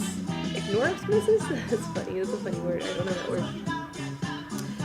In this, I personally followed a long line in earlier ignoramuses, such as Gabriel Herbert and Michael Ramsey. The fact that I scarcely mentioned John Stott or F.F. Bruce was delightedly hailed as evidence that I knew nothing of these great men. It was repeatedly suggested that I knew no evangelical literature other than the limited amounts cited in my bibliography, though that amount might seem enough to most people. Even fundamentalists, controversialists might have stopped to think that there might be other reasons why I mentioned no more. But this is the way in which fundamentalists and their supporters approach the matter. It is when one looks at the conservative views as if they had just got together and said, all we need to do is show that he does not know his facts. As one of my correspondents so vividly put it, you professors do not know nothing. Yeah, welcome in, Indian. Indian, I am a tea importer. I'm a tea expert. I drink tea, so right now I'm brewing up some tea. Brewing up some tea here using my Gaiwan. I got my strainer here. Listening to some nice groovy jams. And talking about fundamentalism. Well, I'm reading an article. Hey Wiz, where's your request?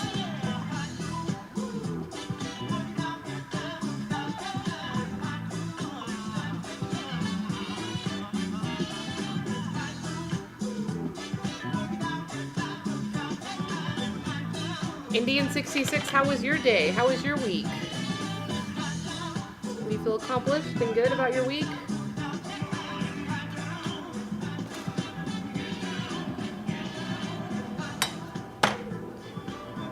Cheers. Ooh, sweet. I'm drinking stevia. This is organic stevia leaf. herb. It's like a natural sweet. It's super sweet. 0 calorie sweetener. Alright, I don't see the request coming in somewhere. Alright, Jim, I appreciate you. I hope you have a great weekend. Thank you so much for hanging out for a bit and contributing to the conversation.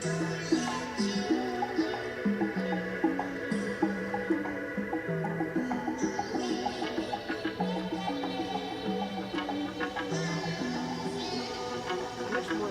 Oh my gosh, there's a lot more. Actually, I don't know. I'm done talking about this. I just like want to chill.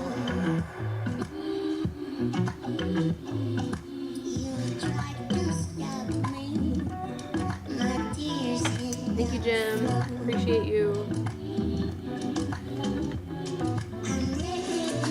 For all of those that have just joined us, we are broadcasting from Black Rock City. This is the canceled Burning Man event in northern Nevada. Indian 66, where are you tuning in from?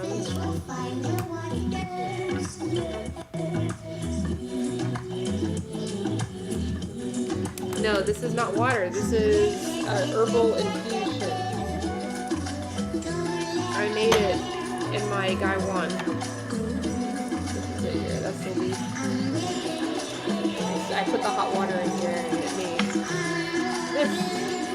And then I'm drinking that in my little cup here.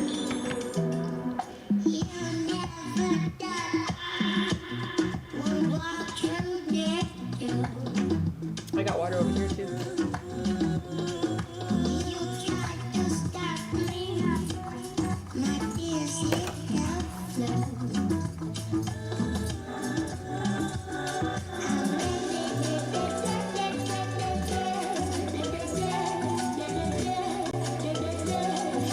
Hey Dole, how are you? Welcome in. My name is Elise.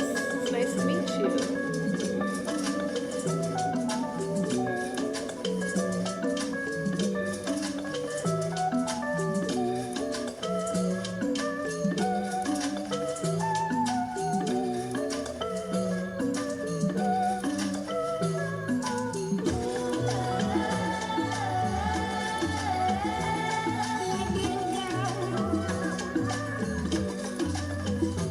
Hey Tati Love, welcome in. My name is Elise. Welcome. It's nice to meet you.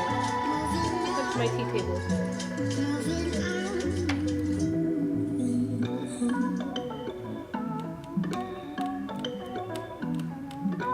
How's your evening going?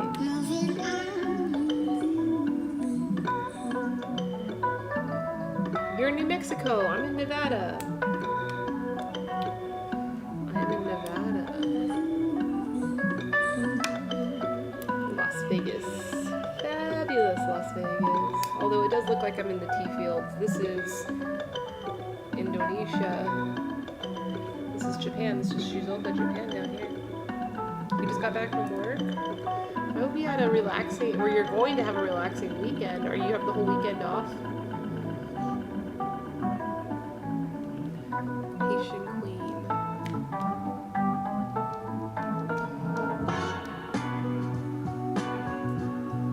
Hey, Pog. Welcome in. You're working tomorrow? Oh. Well, I hope you get a good rest. I'm sure you're exhausted from working today. You gotta get your rest and recharge for tomorrow.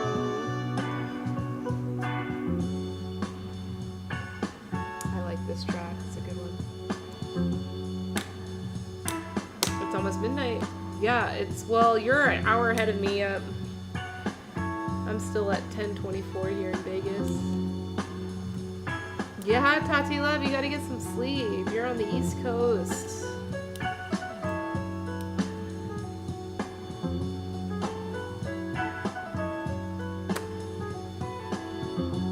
Burning Man looks boring.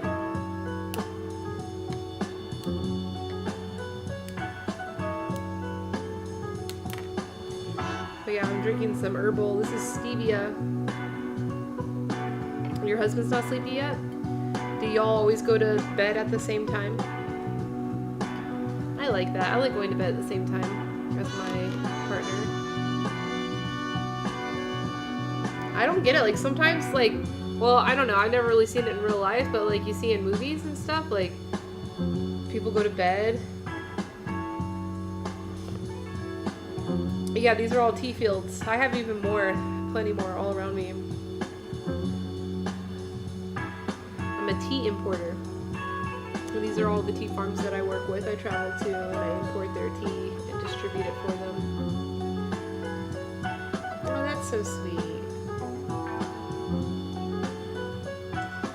I don't have a husband to go to sleep with, just my dog. Just my dog. And that's good. That's good enough.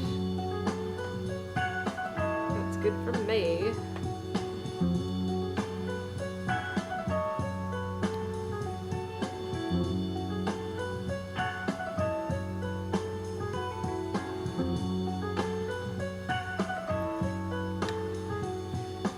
Now waking up in the morning, that's a different story. Bitcoin will not wake up easily in the mornings.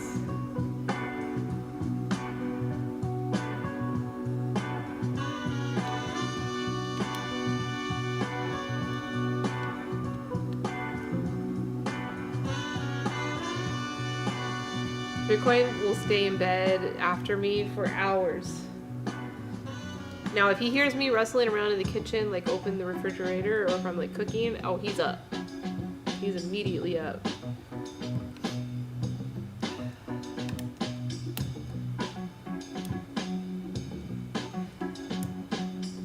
But yeah, I think I'm gonna end my stream soon. Get home and get to sleep. Hey, Mare, thank you for the like. You've been hanging out here. You haven't said anything.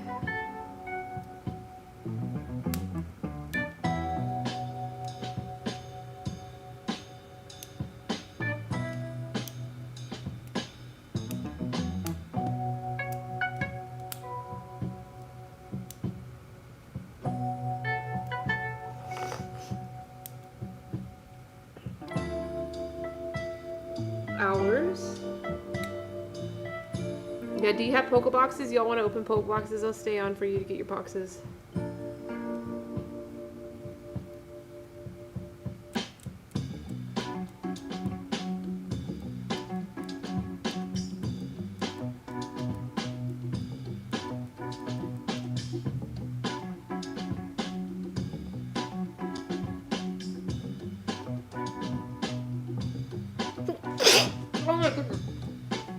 Oh my goodness, these allergies. Ugh.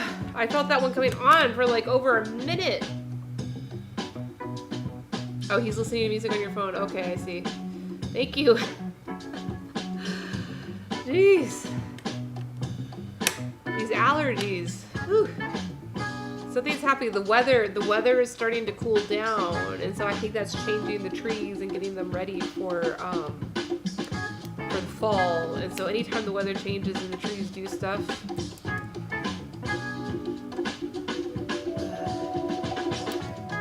it's just stressful because it's like, hi Mike, how are you? I'm all congested and like having some bad allergy issues, but I'll be fine. Not your best.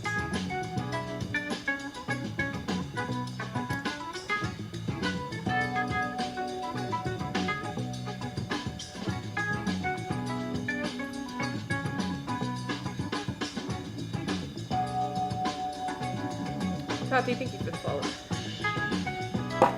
Look who the cat dragged in.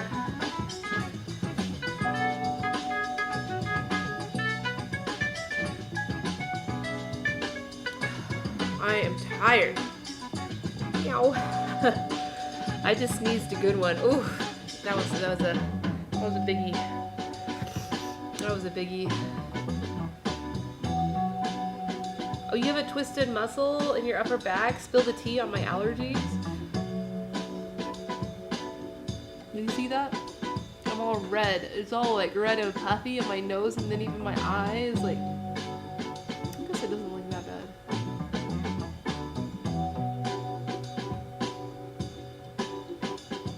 Can you see my allergies?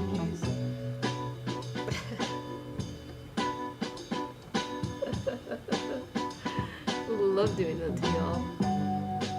I just finished having a good conversation over here, Nick, about fundamentalism.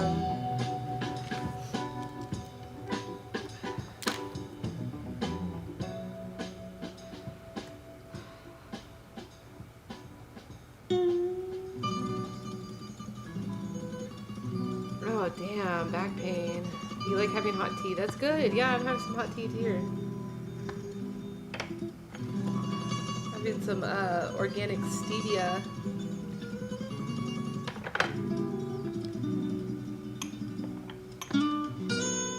Hello, Kashif. Welcome. I have no idea what happened to the music, but I like it. Oh, I'm sorry, Mike.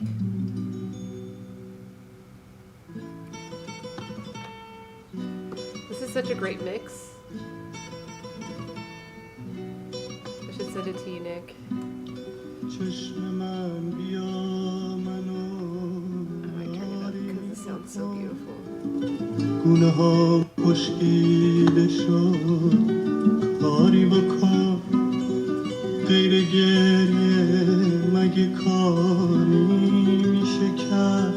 Yeah, Burning Man looks so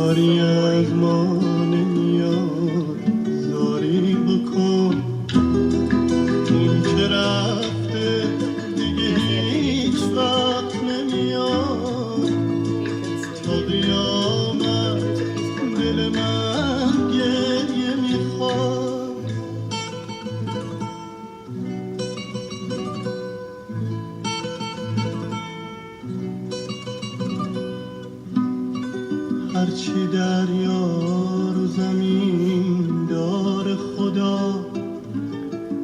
با تموم ابرای آسمونا Hey, Stanza, welcome in. Nice to meet you. چشم من تا چشم به حال من میکنم این که رفته دیگه هیچ وقت نمیاد تا قیامت دل من گریه میخواد You got a funny picture too. قصه گذشته های Welcome in. I'm so glad you found your way here, Stanza. Thank you for the follow. I'm a tea importer and tea expert. I am usually drinking tea while I'm broadcasting. I typically listen to various techno, electro, ambient, and world music.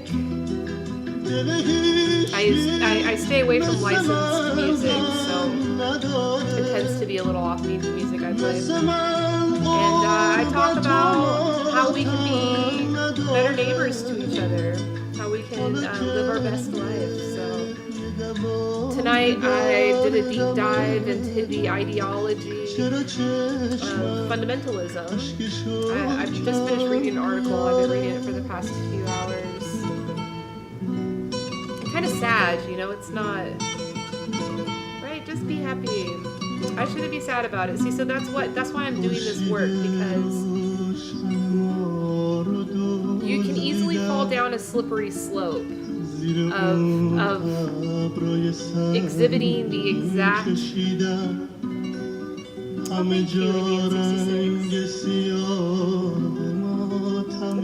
when you have like a resentment towards someone else's strong fundamental ideology and criticism of it without truly understanding the origin of that ideology, you're essentially doing the same thing that they're doing. You're being fundamentalist yourself. So there's something I want to share from the article, probably the most important statement from the article. Thank you, Andrew. I think you're nice too. Oh, Andrew, you're football. I see you. You changed your name.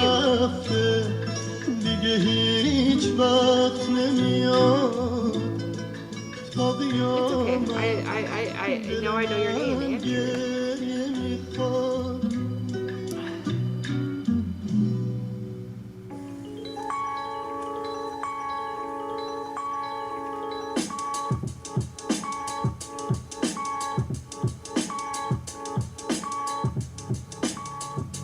Thank you, Stanza.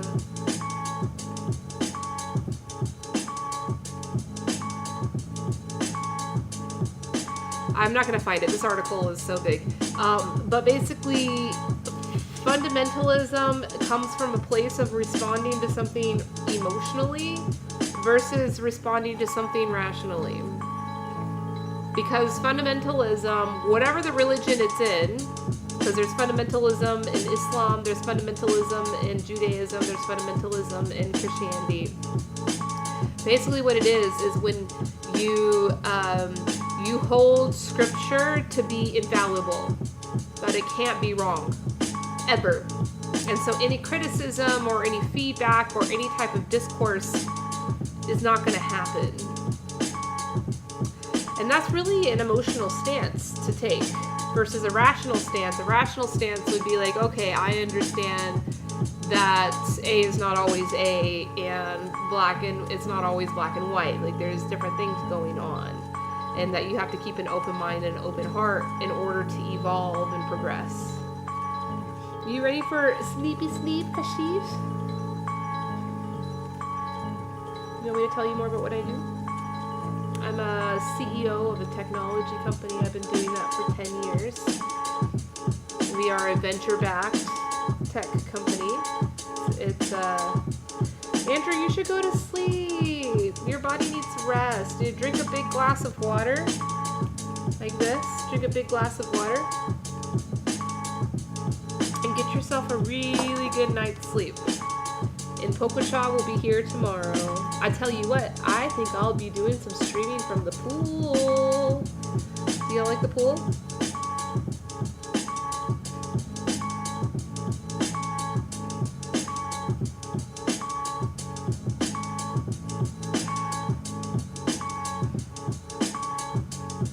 Can you sleep here? Sure, why not?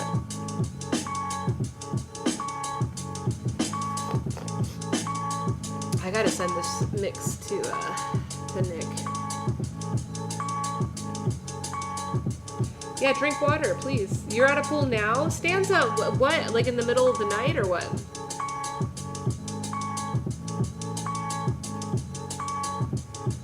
Yeah, tomorrow, sometime in the middle of the day, I'll stream from the pool. So Andrew, you can come and hang out by the pool with me. At your home? Is it nighttime, Stanza? Where you are? Where are you? Because it's like freaking 10:30 at night here. Go to sleep, Andrew. Good night. Rest well.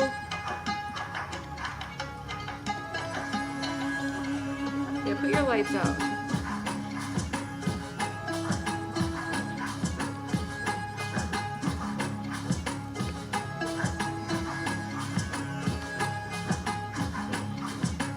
Yeah, so it's the middle of the night, you're doing some stargazing from your pool. That's cool.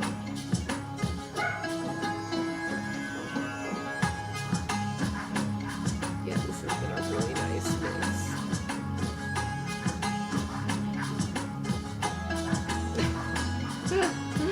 Thank you, Andrew. My voice. Hey, Dave. Welcome in, Dave. It's good to see you again.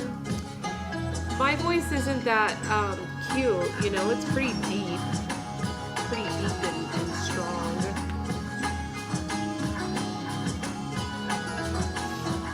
Hello, Dave. All right, good night, Andrew.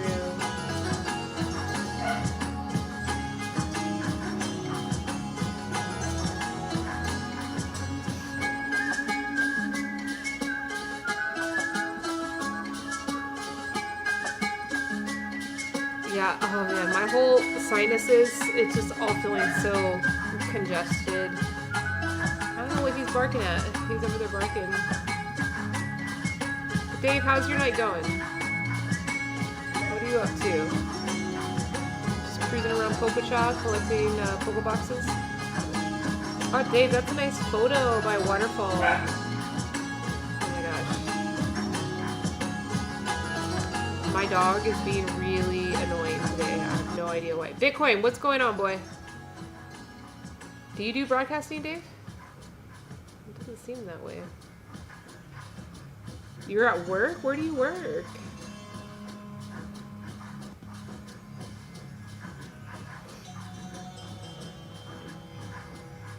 In Pennsylvania. It's in the middle of the freaking night. You have a night job. Well, that's cool. You can come on to Pokechaw while you're working. Get yourself some Pokeboxes. What are you barking at, huh? What's the big deal? You're scared to come up here, aren't you, huh? Yeah, you're scared. He's scared to come over here because I yelled at him. Oh, you work at a grocery store, okay. I turned the lights out. Okay, cool, Andrew. Get some good sleep.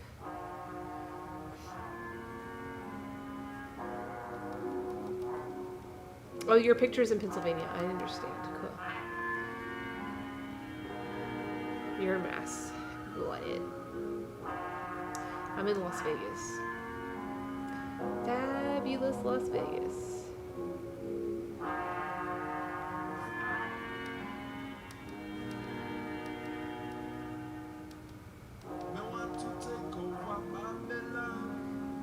Bitcoin, what were you barking at? Is someone at the door? If someone was at the door, he'd still be at the door, freaking going crazy. I've never been to Massachusetts. I've been to Pennsylvania. I went to Hershey. Alright, Indian 66. Have a beautiful rest. I appreciate you so much. I hope you got your Poke Boxes while you're here. Come back. Come back. I broadcast a lot. Like I said, tomorrow I'll be at the pool. So if you like sunshine and good vibes and good music like this, you know, I'm always playing good music. Come by.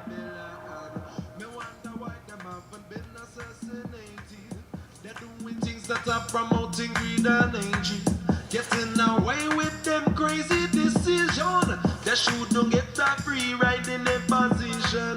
Tell them I read they have to tell them again. They cousin enemy, then a cousin of friend. They should treat every man like them a brethren. And on this world every man is the same, so do we man. Let we take over Babylon, now youth man. Let we take over Babylon, can't just man. Let we take over Babylon, so do it man. Let we take over Babylon. Fundamentalism is an emotional ideology.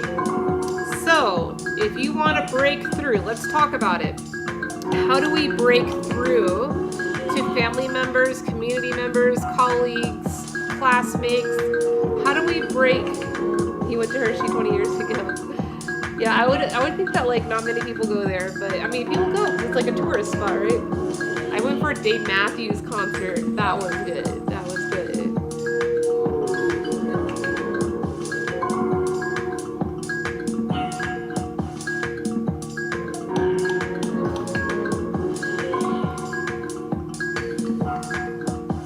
Hey, Five. Hey, Chef. What's up? Thank you, Andrew. Yeah.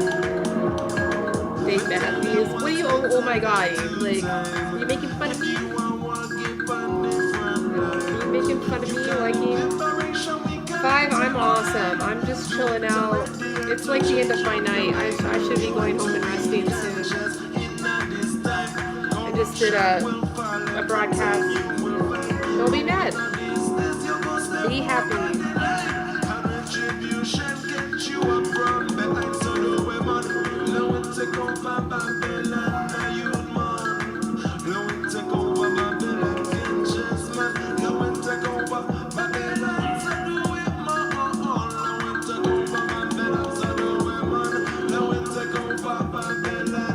Talking about this track? He's barking again. Oh my gosh, I don't know what to do about him.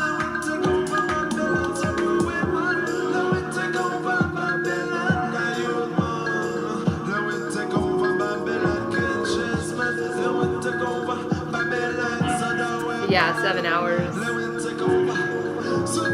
I gave myself to y'all today. No for Dave Matthews.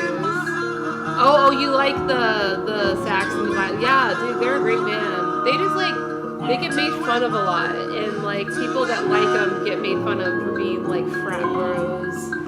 Obviously, I'm not a frat bro.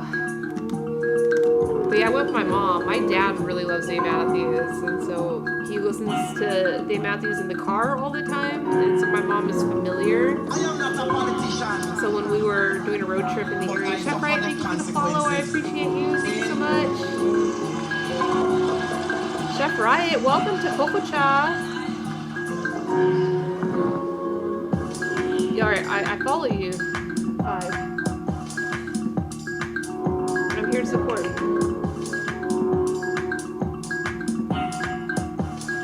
Okay, I followed you. When are you gonna go live, 5?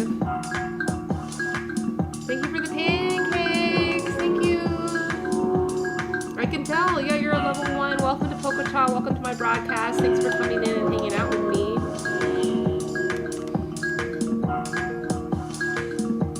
I'm just watching the live Burning Man here. Have you heard about Burning Man? It happens in the desert in northern Nevada.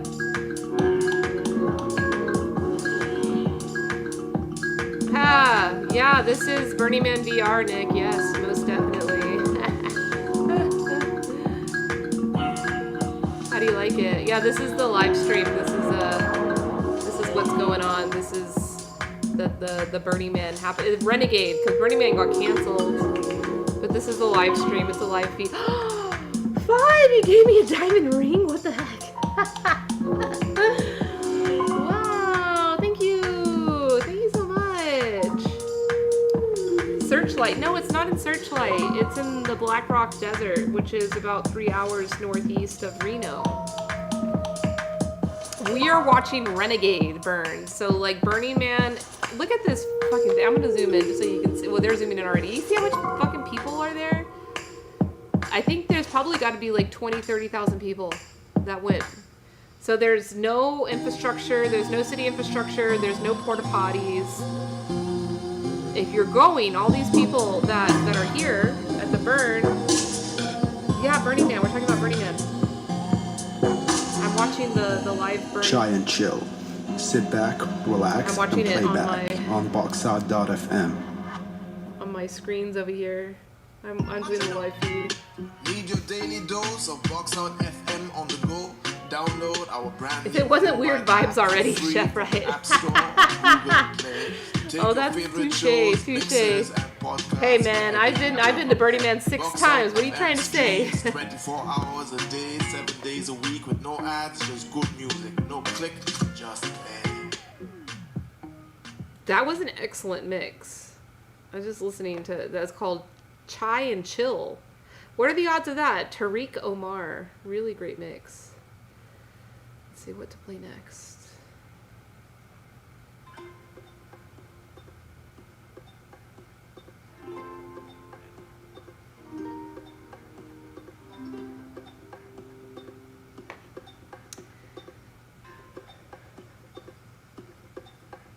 Oh, you went to summer camp? Where did you go to summer camp? I've never gone to summer camp before. When I was I embrace the madness. It is madness.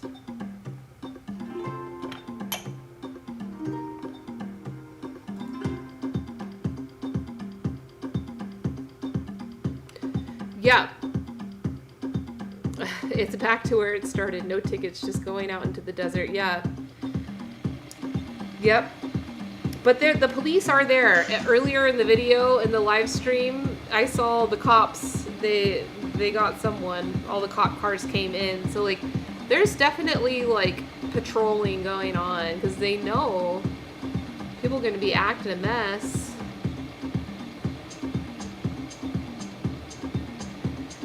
Nick, you missed a really great intellectual conversation about fundamentalism. They get the tasers out? Maybe. I wouldn't doubt it. 5, thank you for all the emotes, and thank you for that diamond ring. I really do appreciate it. Oh, you're so sweet. It's close to Boulder City? No, Las Vegas. You're from Las Vegas? I live in Las Vegas. And Boulder City is right next to Las Vegas. Tomorrow you're gonna stream, okay. I'll come to your stream tomorrow. Maybe, Nick. No, I'm on a different app on my phone. Right here. And someone sent me a gift. Where's Omega Mart when you need it, right? The freaking Omega Mart. Oh man, I don't know if I ever told you that story, Nick, but the artist from Meow Wolf, the founding artist from Meow Wolf, they came and had tea with me and they bought like a shit ton of tea from me. Really good tea too. And then I never heard from them again. And I went to Omega Mart and I'm like, oh my gosh, this art is so awesome. And I want to be more a part of it. I want my tea in Omega Mart. And I emailed them and I was like, hey, can you help me?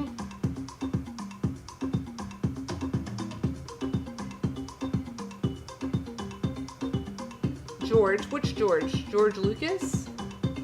What's the best type of tea? I don't know. That's a subjective question. The best type of tea is the tea that you enjoy preparing and that you enjoy drinking. Simply, that's it. Oh, really? I didn't know that about them. Meow Wolf, I didn't know that.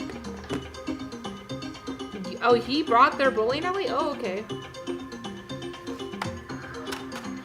Yeah. Well, yeah, so they basically said they can't help me. And I was like, okay, that's fine. But they just emailed me this morning and they put in a big order. They're going to Italy. I don't know, maybe vacation. I think they just finished the Denver burn.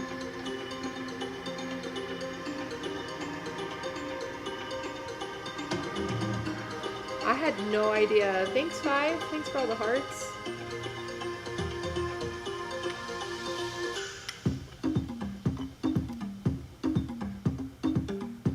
I like this though. I was thinking I wasn't gonna like this, but it's pretty cool.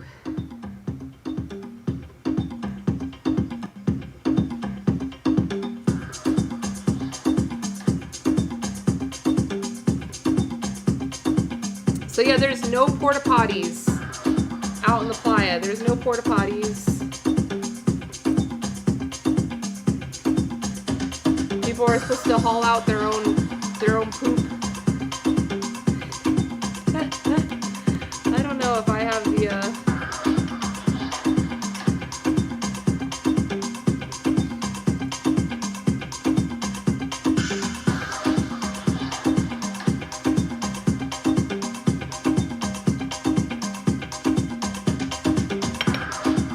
I'm having some stevia.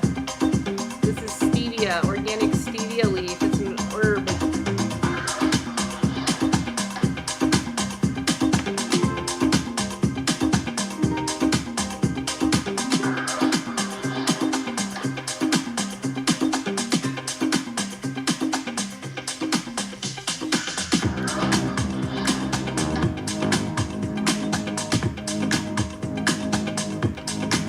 Okay, so Nick, yeah, we were having an intellectual conversation about fundamentalism.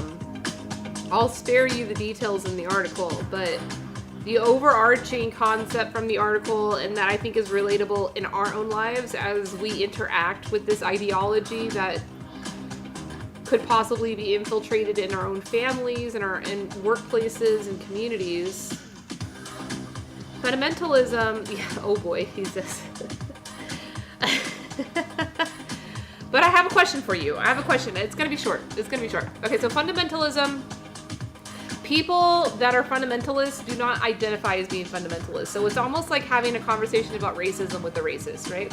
So, additionally, fundamentalism is an ideology that's wholly based, not wholly, but superficially based on emotion.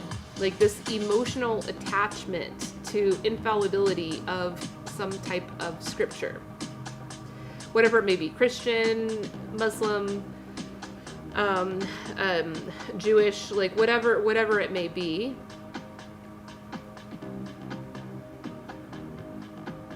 Cool, I'll check them out. Thank you for that. I'll check them out right now.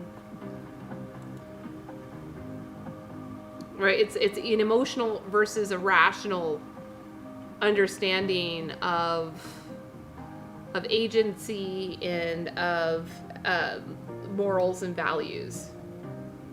It's like this emotional attachment to infallibility of what you believe. Thank you for the sunflower.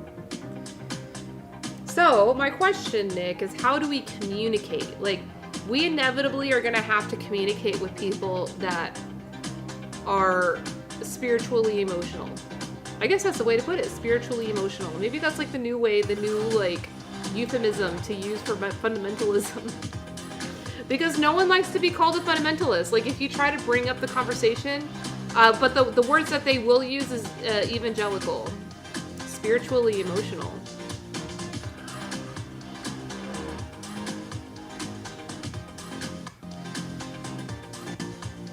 It's like, it's a lighter word to use if you're trying to address it. But how do we talk to these people? Like my own parents, my own family, all of my immediate family, I've come to learn in the past few months are extremely fundamentalist in their thoughts and in their judgments of me and of other people. So Nick, well, you're privileged. You're privileged. But I'll tell you what, my family, I didn't realize that about them. Yeah, I don't have that luxury. And I didn't think of my family as that way. And even my friend, my closest friend, I got in a fight with a friend, like my closest female friend. We were in a fight about something else. But she reached out to me and was wanting to apologize and reconnect. And so last night I met with her. And it had been several months since we'd spent time together. And so we were catching up. We were catching up on lost time. And, you know, there was like a decision that I made in my life, a personal decision. Hey, C-Streams, welcome in. A personal decision that I had made in my life that I'm proud. I'm proud of that decision that I made. And I'm talking to her about this decision, and she's like only expressing concern. And like when she asks me questions or she makes statements about it, it's very judgmental. And then she flat out just says, it was wrong. And I wish that you didn't make that decision. And at the core of it, the reason why that she's not able to like think outside of that box and understand my perspective of why I would want to make a decision like that. Thank you for the like, and thank you for all those cute emotes.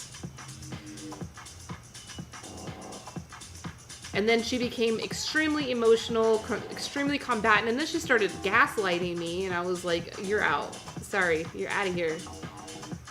So, I mean, I guess that's the way that you deal with it, Nick, is probably going to be the way I deal with it going forward, but, like, I still have people in my family that are judging me, that are giving me a hard time, that are questioning my...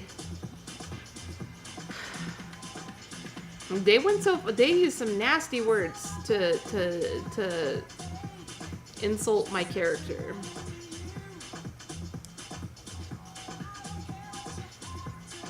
Burning Man looks boring.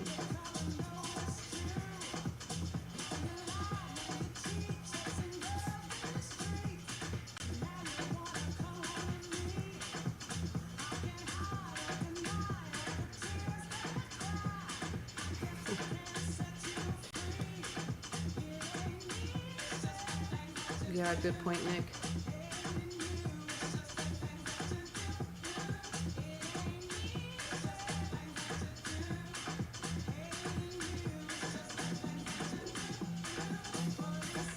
A5, you got your Pokebox.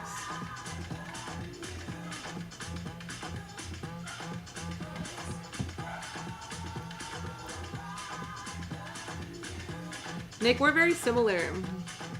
I had a very similar intellectual journey. Like, I was super into like Aristotle and Ayn Rand and like these things, these ideologies that are very black and white. So yeah, I was like one of those annoying, defiant teenagers that like would go to church with my friends and like argue with the pastor. But after traveling the world and studying different things and understanding different knowledge is and the parallels between a lot of different things, I've come to realize that the spirituality is very important.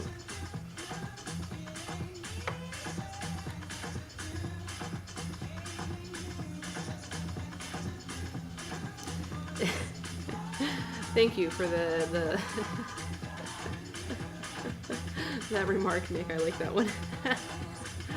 Ignorance is widespread. Yeah, you know, someone else had used the word ignorance earlier. Someone from Nigeria. We were talking about like African knowledge.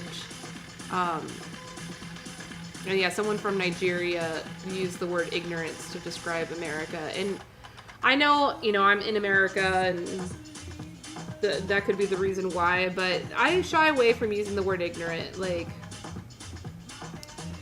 it may be accurate, but it's like calling someone a fundamentalist. Like, no one likes to be called ignorant.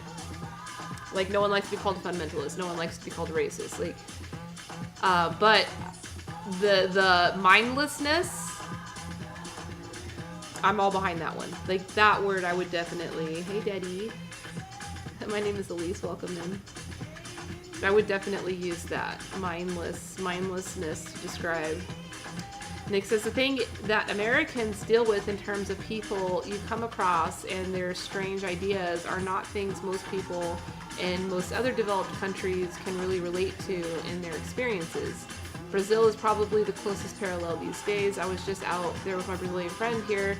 Everything he tells me with his frustration, there echoes about the nature of the U.S. And that's interesting. I don't have any active friendships with any Brazilians right now, so I don't get to have those kind of conversations. Hi, Alexander.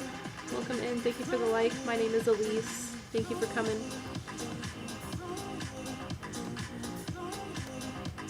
Yeah, Burning Man looks really boring. Like, what the heck? These are all the unemployed people that have just been collecting their unemployment checks. They got the time to go out in the desert. I gotta go now. It's 11 o'clock.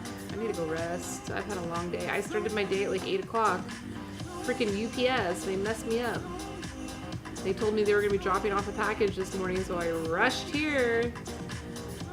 It never came, but I got a lot of other work done, and I got a stream for fucking 7 hours. Jeez. Well, from the super macro zoomed out perspective of Buddhism, ignorance is indeed the fundamental state of human beings at the source of their suffering. So yeah, certain places will encapsulate that more than others. Yeah, 7 hours. I did 3, well, I'm about to complete 3 hours here. Maybe 2.5. Maybe 2.5. And then I did a little over 4 hours on the other app.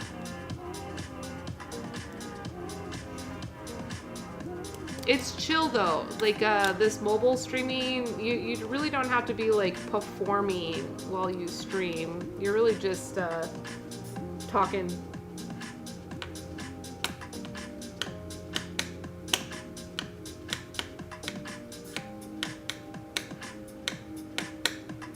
But Nick, I'm happy to see you. It's been a while. It's been a while. I've been busy. I've been doing this app because like I'm signed with this app, so I have like an obligation. Look at all those freaking people. There's so much people. You've been on Twitch less too? Well, I wouldn't say I've been on Twitch less. Maybe I've been watching less videos. It's really hard. My internet connection has been really bad for keeping up with the broadband with Twitch. That's why I like this mobile app, because my internet can be bad and it still works all the time. But Nick, I'm going to Europe in a few weeks and I will be live streaming. I'm taking my whole rig. I'm taking my IRL rig with me in the airplane. So starting September 17th until the end of September, so like the second half of September, I'll be in Denmark, Germany, Belgium, and Croatia. So if you see me on Twitch during those days, tune in. It'll be exciting. I'll be eating food, going to the different tea houses that I'll be at, or just walking around, checking out Europe. But I'm like so stressed out. I see all these people here at Burning Man. Like, I'm just like not. I'm actually self-isolating myself over the next 2 weeks before I leave, just to reduce my risk of getting COVID before I leave, because I don't want to test positive and then I have to cancel my whole trip, you know? Wait, you have recs for all those places? Do you have recommendations for all those places? I didn't know that. I didn't know that you were well traveled in Europe. I mean, definitely.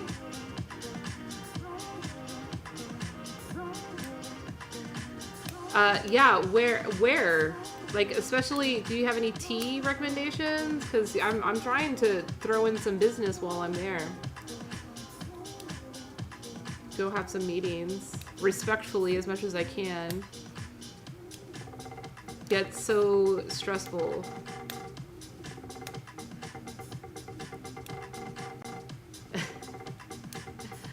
See, that's why I need to do some work there, you know? That's why I want to do some work. I want to help them out with their tea quality. Oh my god, every European would be so pissed off to see you say that. Any German, French, or British, I mean, pretty much any country, Ireland, any country in Europe would be so pissed if they saw you say that.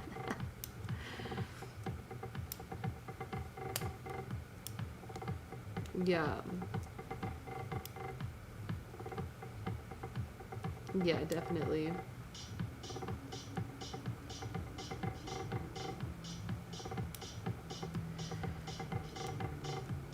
Cool. I don't know. It can't be as messed up. I don't know. Everything is relative. Everything is relative. I'm not even gonna say anything about that.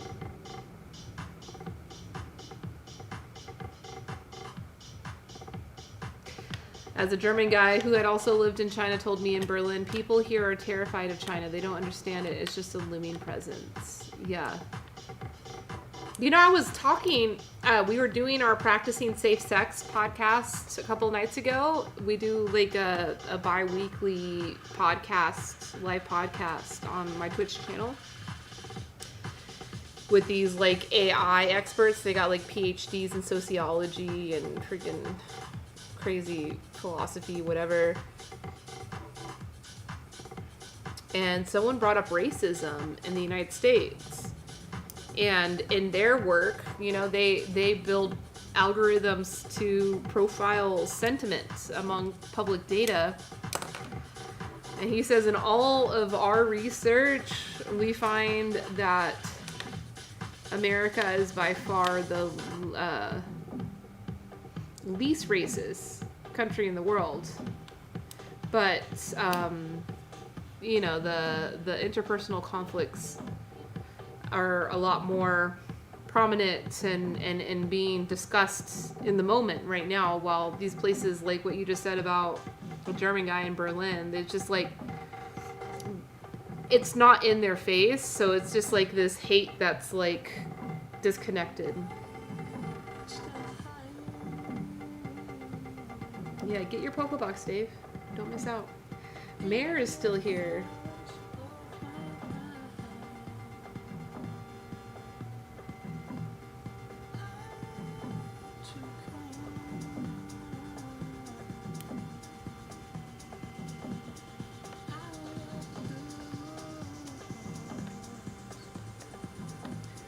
Yeah.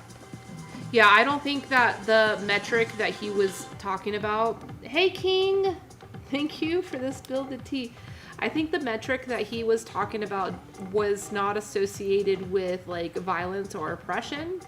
It's, like, general sentiment. Like, general sentiment.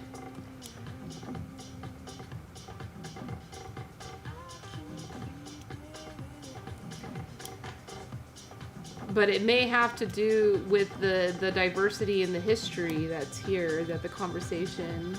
I'm doing good, King. I'm talking with my friend here about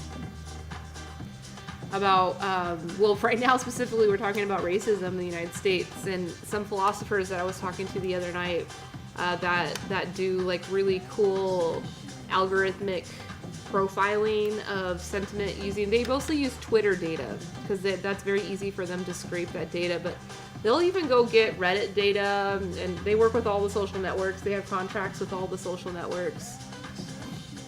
And they were saying that, like, according to their data, because, like, in a place like Ireland, there's not really the people that they're afraid of there with them. And so those problems are not in their face, and policing is not a priority for them. In our country, it's like the differences are there, and the sentiment is there too. But he was saying that America, the United States, is the least racist country in the world. He wasn't saying that to say we're not racist. He was just saying that to say that, like, a lot of, like, the reason why people in European countries can't understand what's going on in the United States right now, because, like, they'll all say we don't have racism here, and it's because they don't have that conflict in their face there, but the hate is definitely there. Like, the sentiment is there.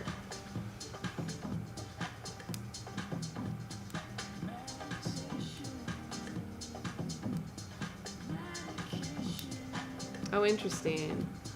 My friend Nick here, he's in Canada. He says, having lived in Canada the last 4 years, he's originally from the United States. It's more diverse nation, ethnically speaking, than the U.S. and much less racist by most measures, though less diverse in terms of how people think.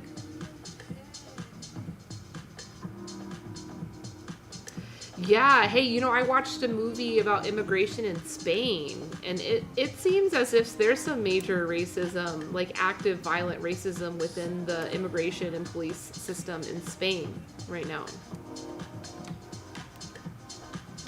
It just seems like, yeah, Spain's not a country that I want to go try to... Yeah, there was like a movie on Netflix. Yeah.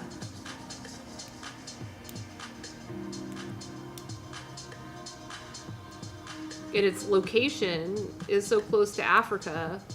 People that are trying to flee violence or they're being trafficked, that's just such an easy way.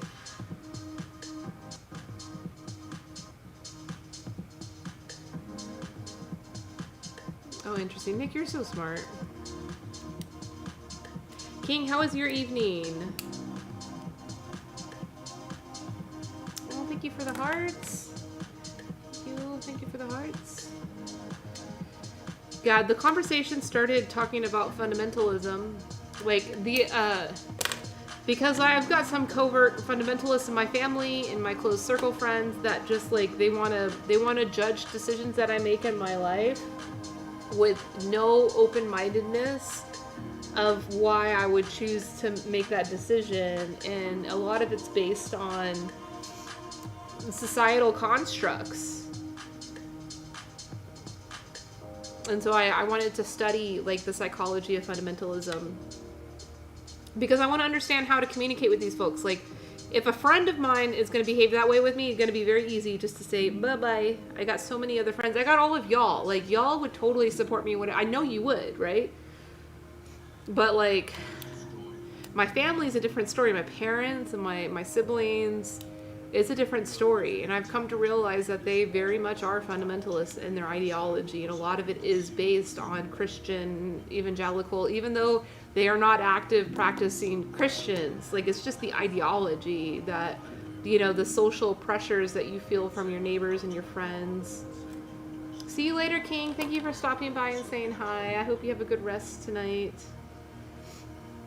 And my dad has some pretty stupid views, but he also just doesn't understand me as a person, so I kind of stopped trying to talk to him. Sad but true. Oh.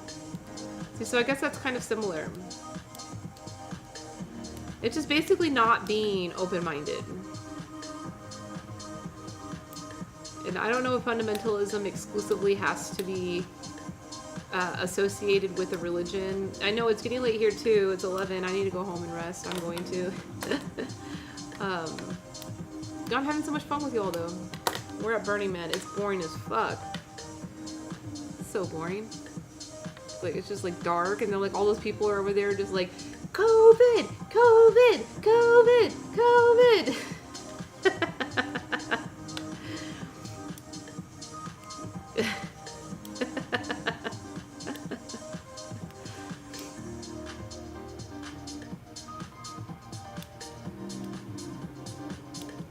Yeah, right. Anti-vaxxers. I mean, even if you're not an anti-vaxxer, you still have to be careful, you know? It's like, I went on a first date with a guy and it was really good. It was really good. I'm feeling very optimistic about it. And like, I went on a trip the day after and I was gone for 3 days. And then when I came back, he got he had like contracted COVID while I was gone. And then like a few days later, he's sick and now he's sick. He may be sick for a while. Yeah, it's good. It's new. It's good, but I can't see him. I may not be able to see him before I leave for Europe. I'm definitely not going to be getting COVID from him, but he's vaccinated and he's really sick. He's like really laid out. It's kind of sad.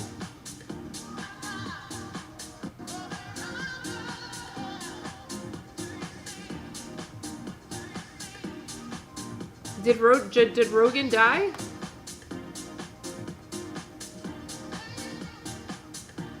It is so hard to date. Hi, Larry. Welcome in. My name is Elise. Welcome to my broadcast. Yeah, let me check the current status of Rogan. Oh, he just got ill. That'd be exciting, though. I can't believe I said that. I don't know. Rogan. Well, wasn't he advocating that he was using the dewormer? Let it all out, right? You know who's a new one that I want to cancel is freaking Jordan Peterson. I thought he was cool. I thought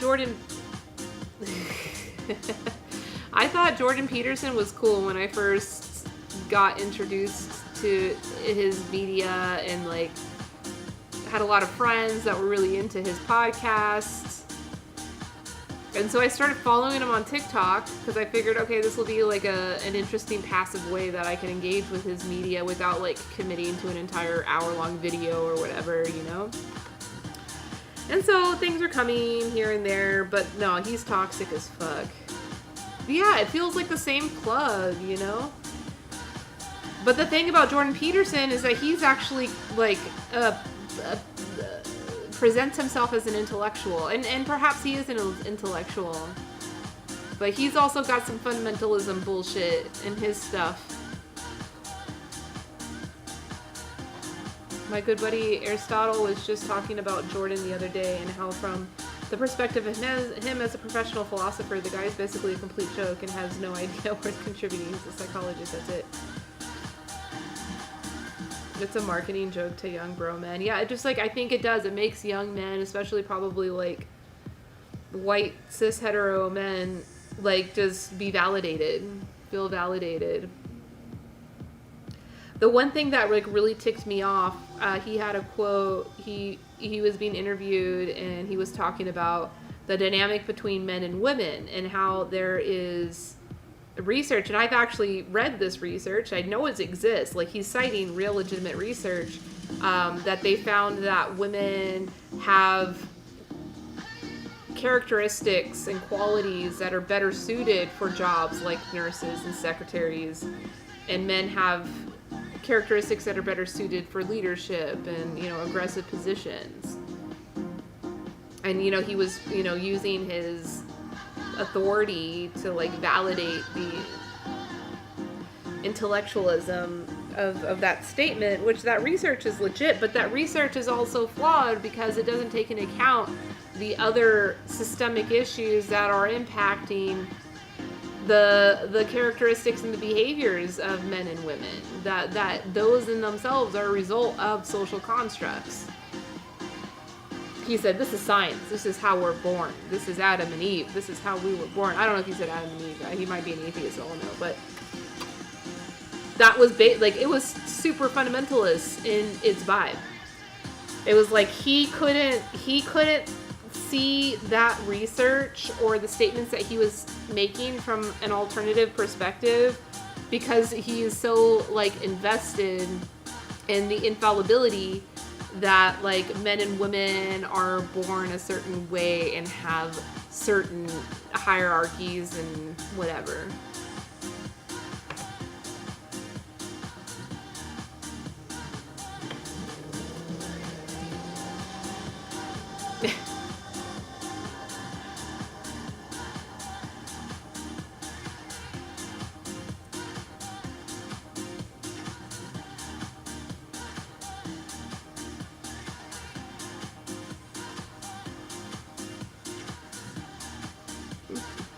Where am I?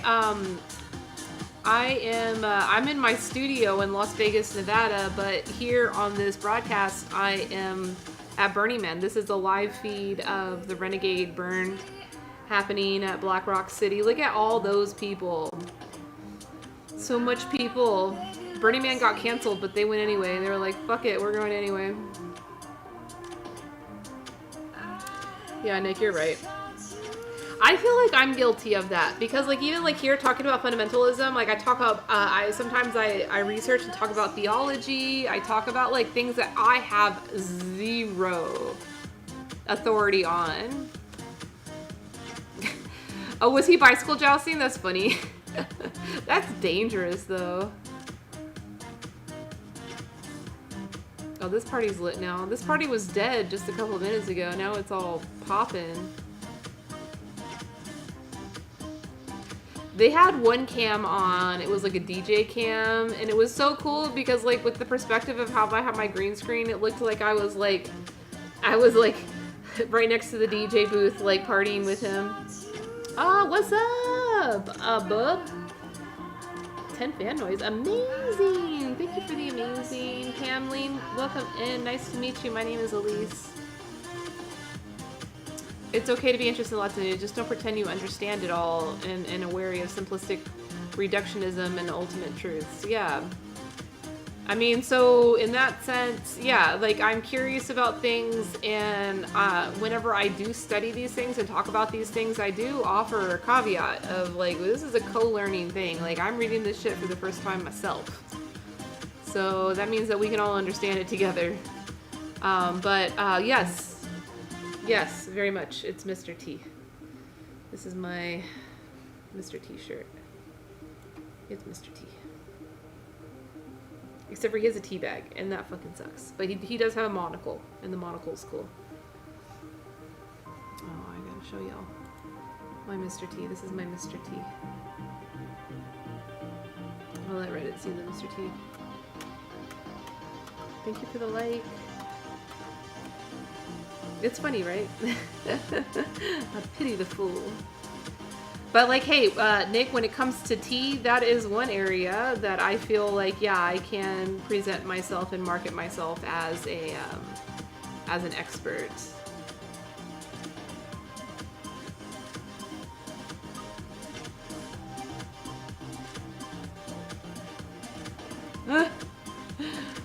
It's Burning Man.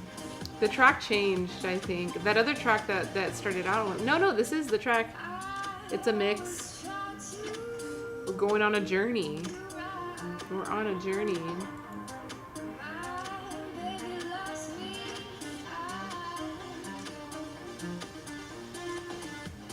Alright, I'll open this link. Thanks for that, Nick. Hey, did your link go through? Because I must have you set as like a VIP or something.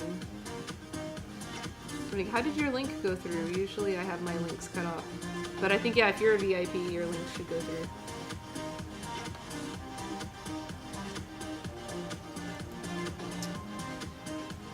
I'm trying to get into more games. I met a new friend, who, like, he randomly was just like, I'll tell you something about me. Yeah, you're a VIP for sure. He's like, I'll tell you something random about me that you won't know. He says, you will never be able to beat me at Dr. Mario. He just brings that up.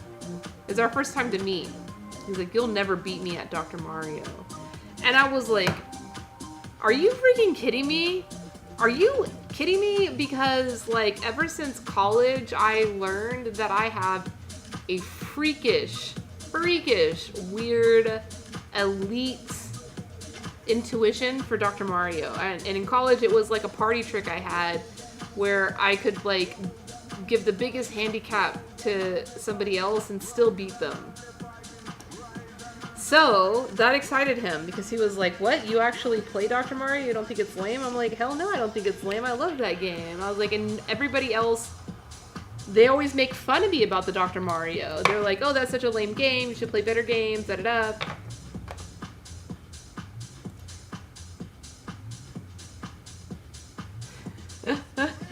Katamari Damacy? I don't know that game. But anyway, I've been hanging out with this new friend, and he's got an NES at his house, and we've been playing Dr. Mario. And I almost beat him. Hey, Pikachu, what the heck are you doing awake? You need to be in bed. Go to bed. Go to bed, Pikachu. Go to bed. It's Friday night. It's okay. Don't go to bed. But definitely disco.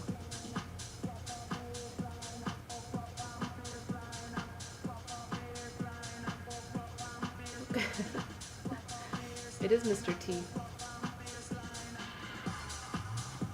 It is Mr. T. So, hey, Nick, that's going to be my new niche. I think that's going to be my new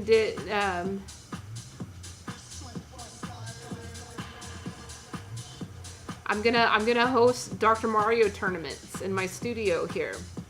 I'm gonna start streaming Dr. Mario myself and network in with the Dr. Mario streamers, because there's actually a whole niche of Dr. Mario on Twitch I've come to learn.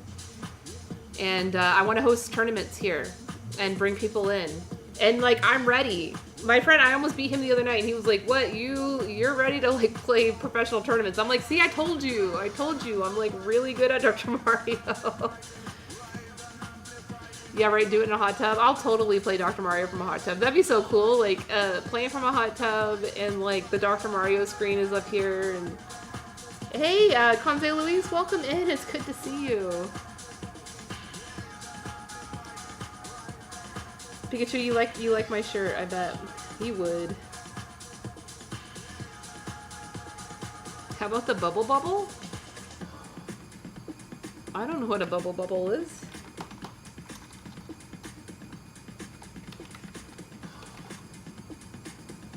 Do you ever play on PlayStation? Hey, Maddie King. Thank you for the heart, Pikachu. Thank you. Thank you. Maddie King, welcome in. My name is Elise. Oh, it's an arcade game. I don't know this game.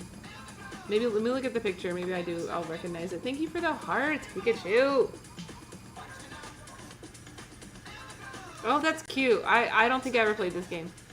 But it looks like there was multiple games. This was like a multi-game arcade machine, huh? Thank you for the hearts. Yeah, Pikachu, you're trying to get your...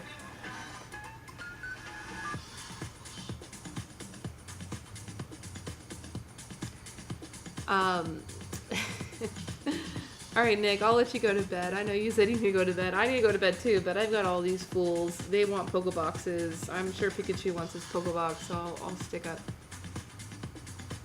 Oh, you have one hooked up for free in your dorm lounge? That's nice. Free play. That's dangerous, though. Because then it's like 6 hours later.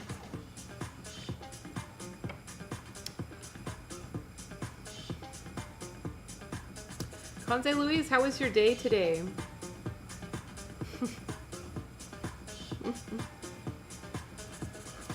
What, Nick? I can't imagine you failing. I can't imagine that. Not one bit. Hey, J Cass, welcome in. Thank you for the heart, Maddie. Thank you. Good night, Nick. Bye-bye. Oh, Yasumi. Good night.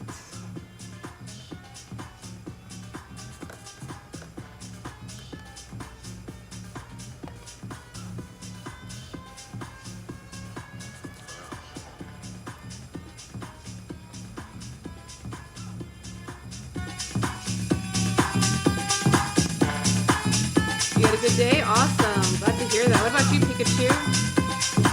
Did you troll anybody exciting today? What is this? My Dixie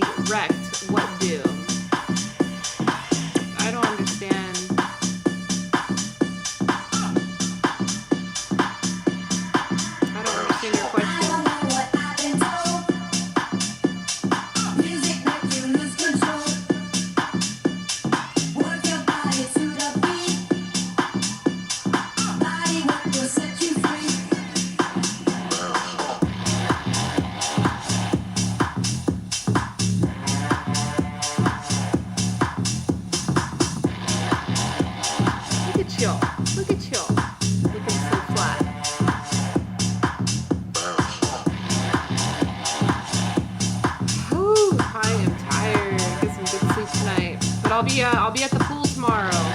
Hopefully I can convince Nick to come swim at the pool. If not, I'll be by myself.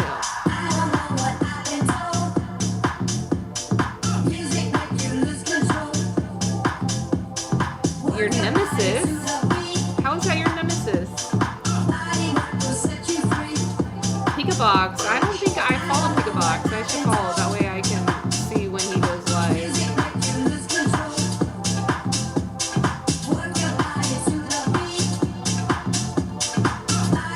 We're going to sleep in 20 minutes. I hope I'm asleep in 20 minutes.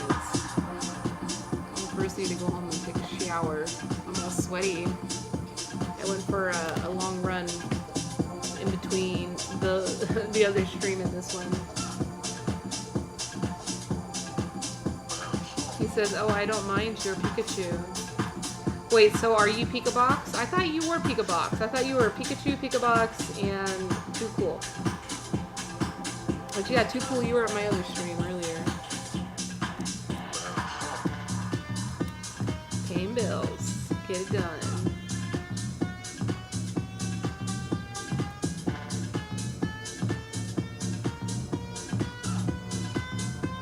Yeah, Burning Man was boring. Look at all those boring people walking around, just being boring.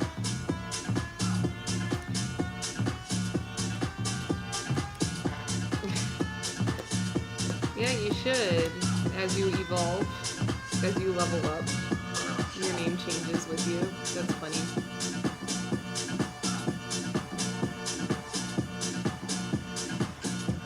You like house music? Me too. I like house and techno, bass. I've been playing because I'm on my other stream. I'm like playing on my green screen the Burning Man live feed. Mr. Goop, that's the name you want to change to? Where did that come from?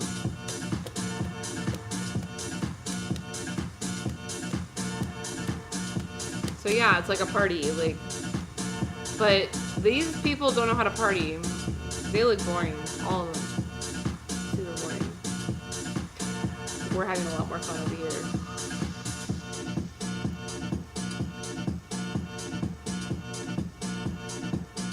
Mr. Goop is Mike Tyson, or is that another name you're considering? Because yeah, I didn't know that. I didn't know that was a name for Mike Tyson.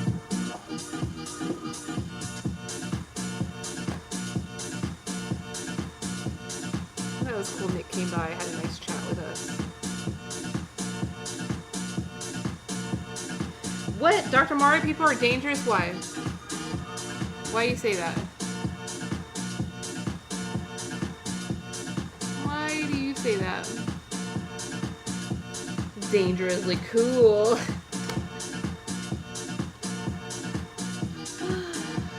Oh my gosh. I'm like, yeah. I really shouldn't go hang out with this guy anymore since, or this friend, because I'm self-isolating myself before I go on my trip to Europe.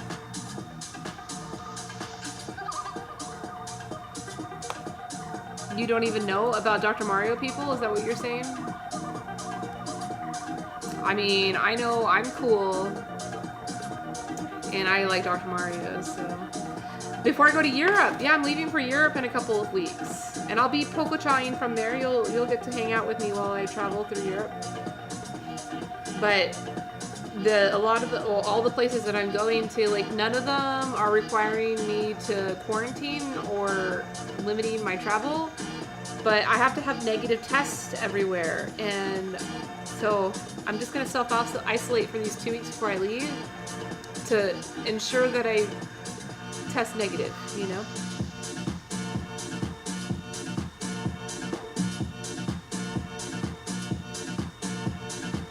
Yeah, because hanging out with anybody, I'm self-isolating from anybody.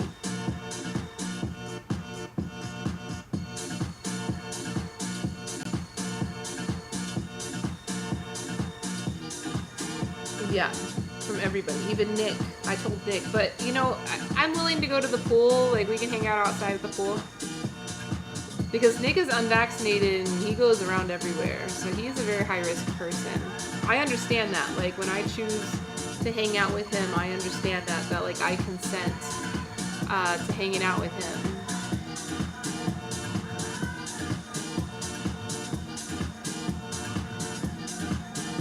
Yeah, lots of people are getting it. It's moving around a lot.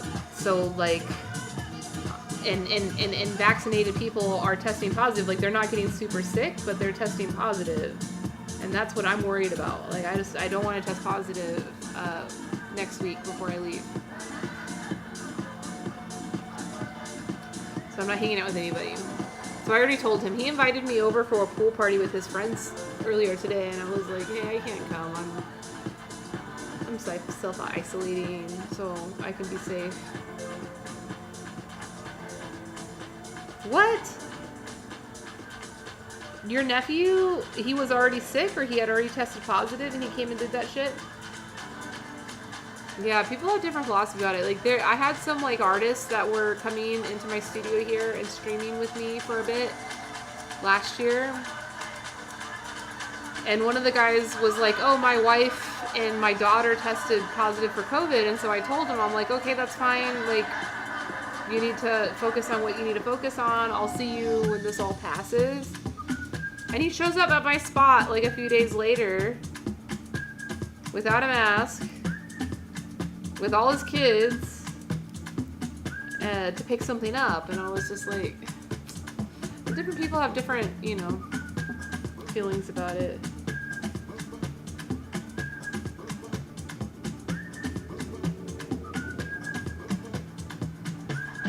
I asked him to leave before he even came in. I was like, hey man, I'm gonna have to like put my, you know, I'm gonna have to create that boundary. Can't have you in my space.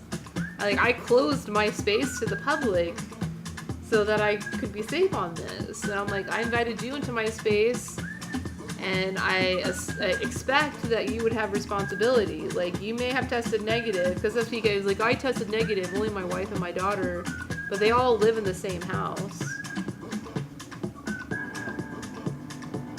Well, hopefully he's negative, Pikachu.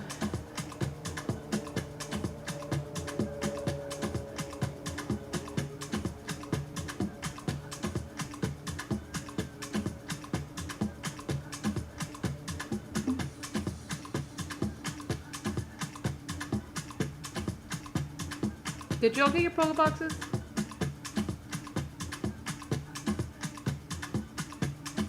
And what did you do, Pikachu? Did you go sanitize everything? Did you go disinfect everything? He's like, I sat in that chair. I was coughing. I don't know. I had a peanut stuck in my throat. You know, I was coughing in that chair.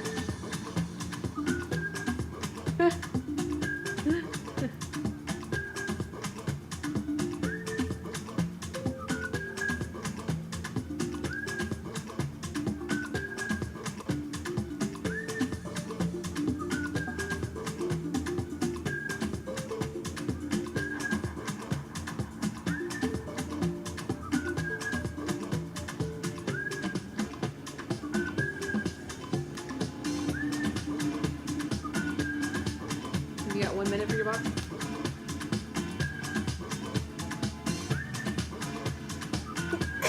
Oh my goodness. Oh my gosh. Ugh. I've got these like allergies. You see that? It's on this side. Oh my god. And that's your last box? Good for you. Yeah, it's all red. Oh my goodness. It's only on this side. I don't feel anything. Hey Ken, welcome in. Nice to meet you. My name is Elise. I just sneezed really hard. Yeah, Cool Cat got boxes earlier. Yeah, he was dropping gifts too. That was nice.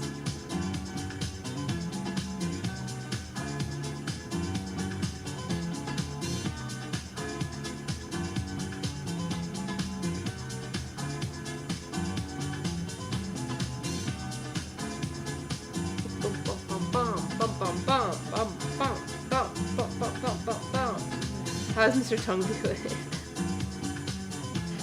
What do you think is Mr. Tongue's like end goal?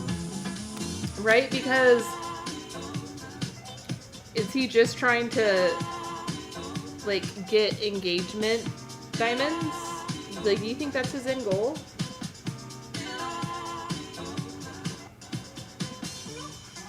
Or do you think that maybe he's a broadcaster that is just collecting, like, can we go to Mr. Tongue's profile and see who he gives his coins to? Is that possible? Can you can't see that, right? You can't see which gifts he's distributed, right? Because that'd be interesting to see. It might be like 1 or 2 streamers that he just dumps all his coins to help. Hey, Conza Luis, you got your Pokébox. 60th Pokébox. Dang. I've been streaming a lot today.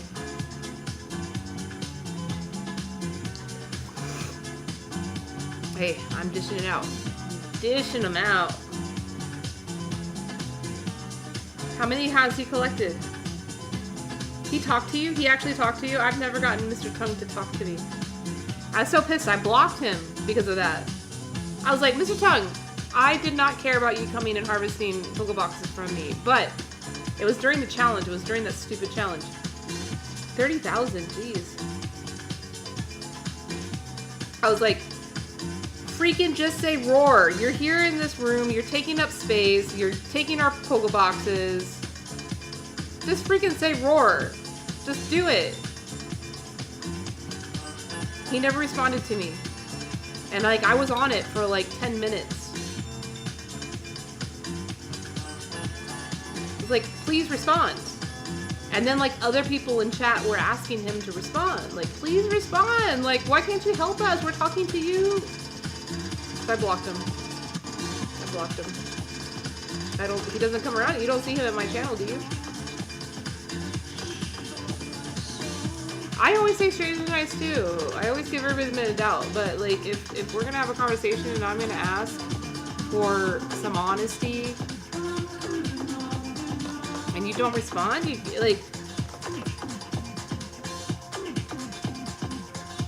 like I have a troll account.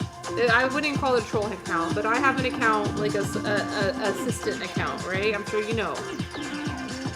In those situations, if someone is like, hey, can you do this for me, please? Like, I'm fucking gonna do it. It's like, I'm not just there to pick their Pokéboxes from them.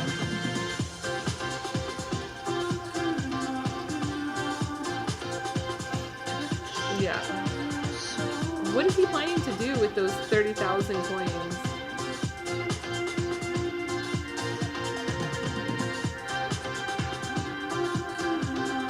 Yeah, no, drop them. Drop them. Mr. Tongue doesn't deserve our coins. We should all block him.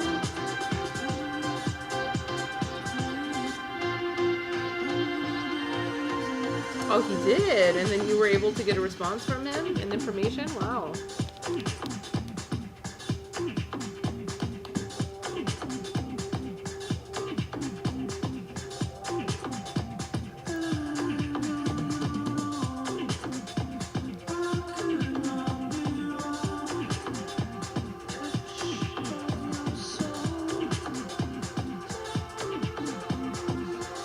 Such a kiss ass. You were such a kiss ass. I didn't know that about you, Pikachu. I didn't know you were such a kiss ass.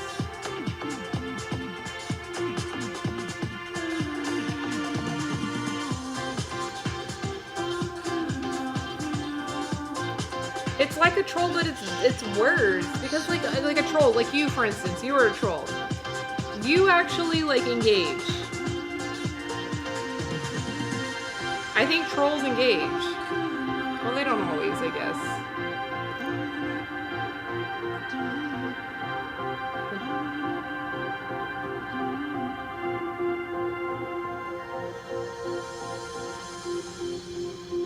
You're working, Dave? You're still working. Yeah, that's him. That's why I block him. It's like, you're not going to come into my stream and support what we got going on here and be part of the fam. You're welcome to troll. You're welcome to come here and talk some shit. You're welcome. Yeah, please. But you're just going to come around and, like, take up space and be mindless and be disrespectful to people that are trying to talk to you. I'm surprised that he responded to y'all and had a conversation with you. Because, yeah, during that challenge, I had like fucking 30 people in here. I had a lot of people in here, and he was 3 of the people in here. And everybody was like, Tongue, please, just say roar. You have 3 accounts. Just give us 3 roars. Well, yeah, because Pikachu, you're always dishing them out. He never gives them out. He just takes them and runs away.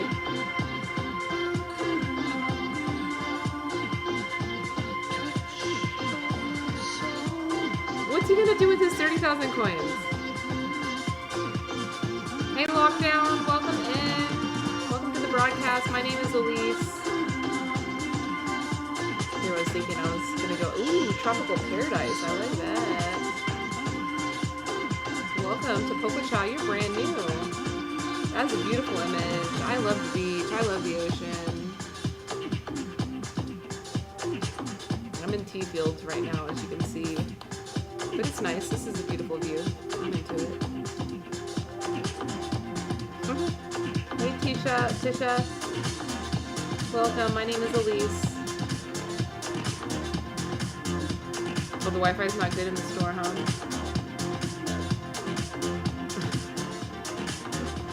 Fool's got some master plan.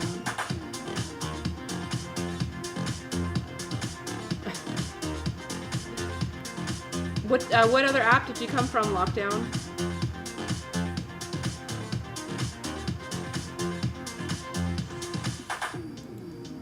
Oh shoot. I did 3 hours? Jeez. Livid. What is that? I don't even know what that is. Let me look it up.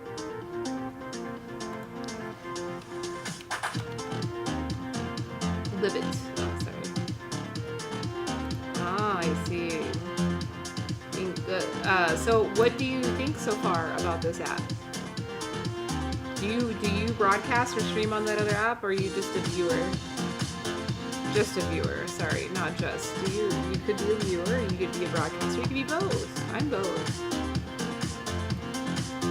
Or are you a troll, like Pikachu here? I'm a troll too.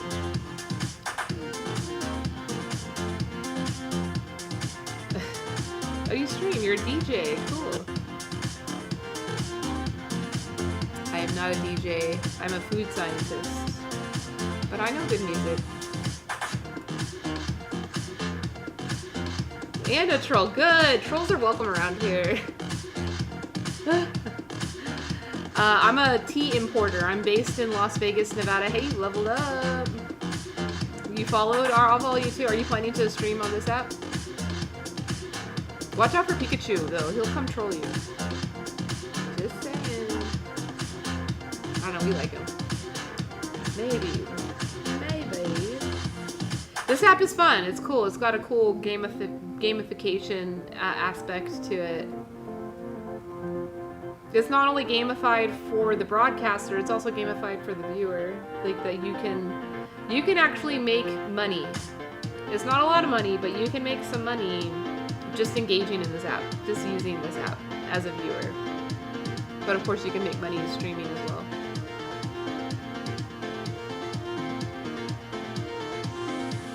You would do that, Pikachu. You would.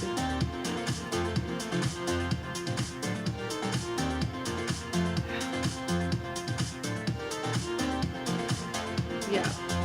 So you can get engagement diamonds. You can get engagement diamonds just by watching the broadcast and giving gifts. So you can give the gifts by either buying the coins or you can collect the coins. And that's what Pikachu and I were just talking about. Your Pokebox that's here, there's a countdown here. You get 2 Pokeboxes per broadcaster per day that you can collect. And those Pokeboxes have free coins in them. And you can use those coins to purchase gifts down here. And when you do that, and also the time that you spend in a broadcaster's broadcast will contribute to engagement diamonds. And then those engagement diamonds you can either exchange for more coins to buy more gifts. Oh my gosh. Andrew, I'm gonna have to let Andrew be happy. Hey Marvin, welcome in. Thank you for the heart. Welcome. Add me. Welcome. Welcome to the broadcast. My name is Elise. It's nice to meet you. You are also a level 1. Welcome to PocoChat. Is this one of the first broadcasts for you to drop into? I was just explaining how it works. So you've got a Pokébox up here, and the timer on this Pokébox is 7 minutes. When you hit 7 minutes, you'll get free coins. And that timer will stop every 90 seconds. Thank you for the heart, Pikachu. Thank you. But you can get the timer to start again simply by adding a message. And you can spam with emojis, or you can write insults to Pikachu. You're welcome to do that. I fully encourage it. Thank you for the hearts, Pikachu. Thank you. No, I'm just joking with Pikachu because he is a self-identified troll, as am I.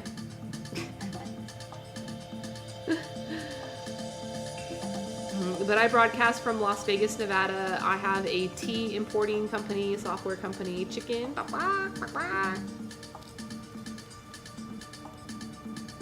H-Town Chuck, welcome in. My name is Elise. Nice to meet you.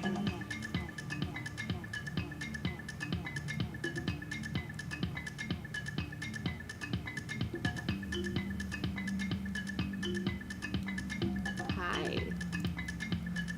You're level 2. You're also new. Quacky, I don't got my thoughts water. But I do.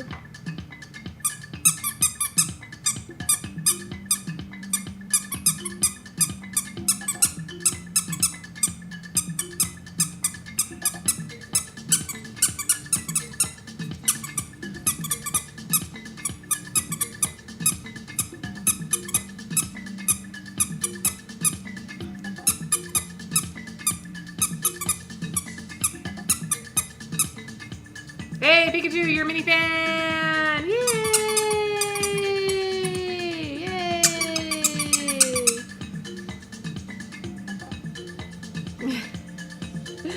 Thank you for all the love. I appreciate you. And congrats to you. Congrats to Pikachu, the mini fan. I never would have thought. Pikachu. I'm Pikachu's fan, usually. I don't know. I'm not a big Pokemon person. But I do play Pokemon Go. I like the app on the phone because it helps me keep track of my kilometers when I'm hatching eggs. Because I do a lot of running and walking and such. And Pikachu! Yeah, anytime I see a Pikachu, of course I'm going to catch that Pikachu. Oh. Yeah, I play Pokemon Go.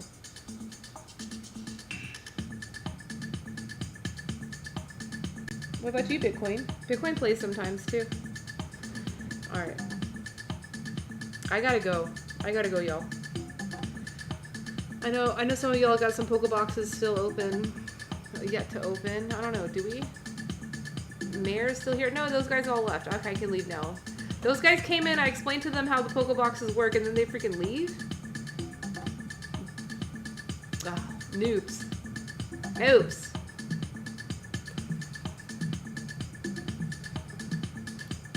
God, there's so many people at Burning Man.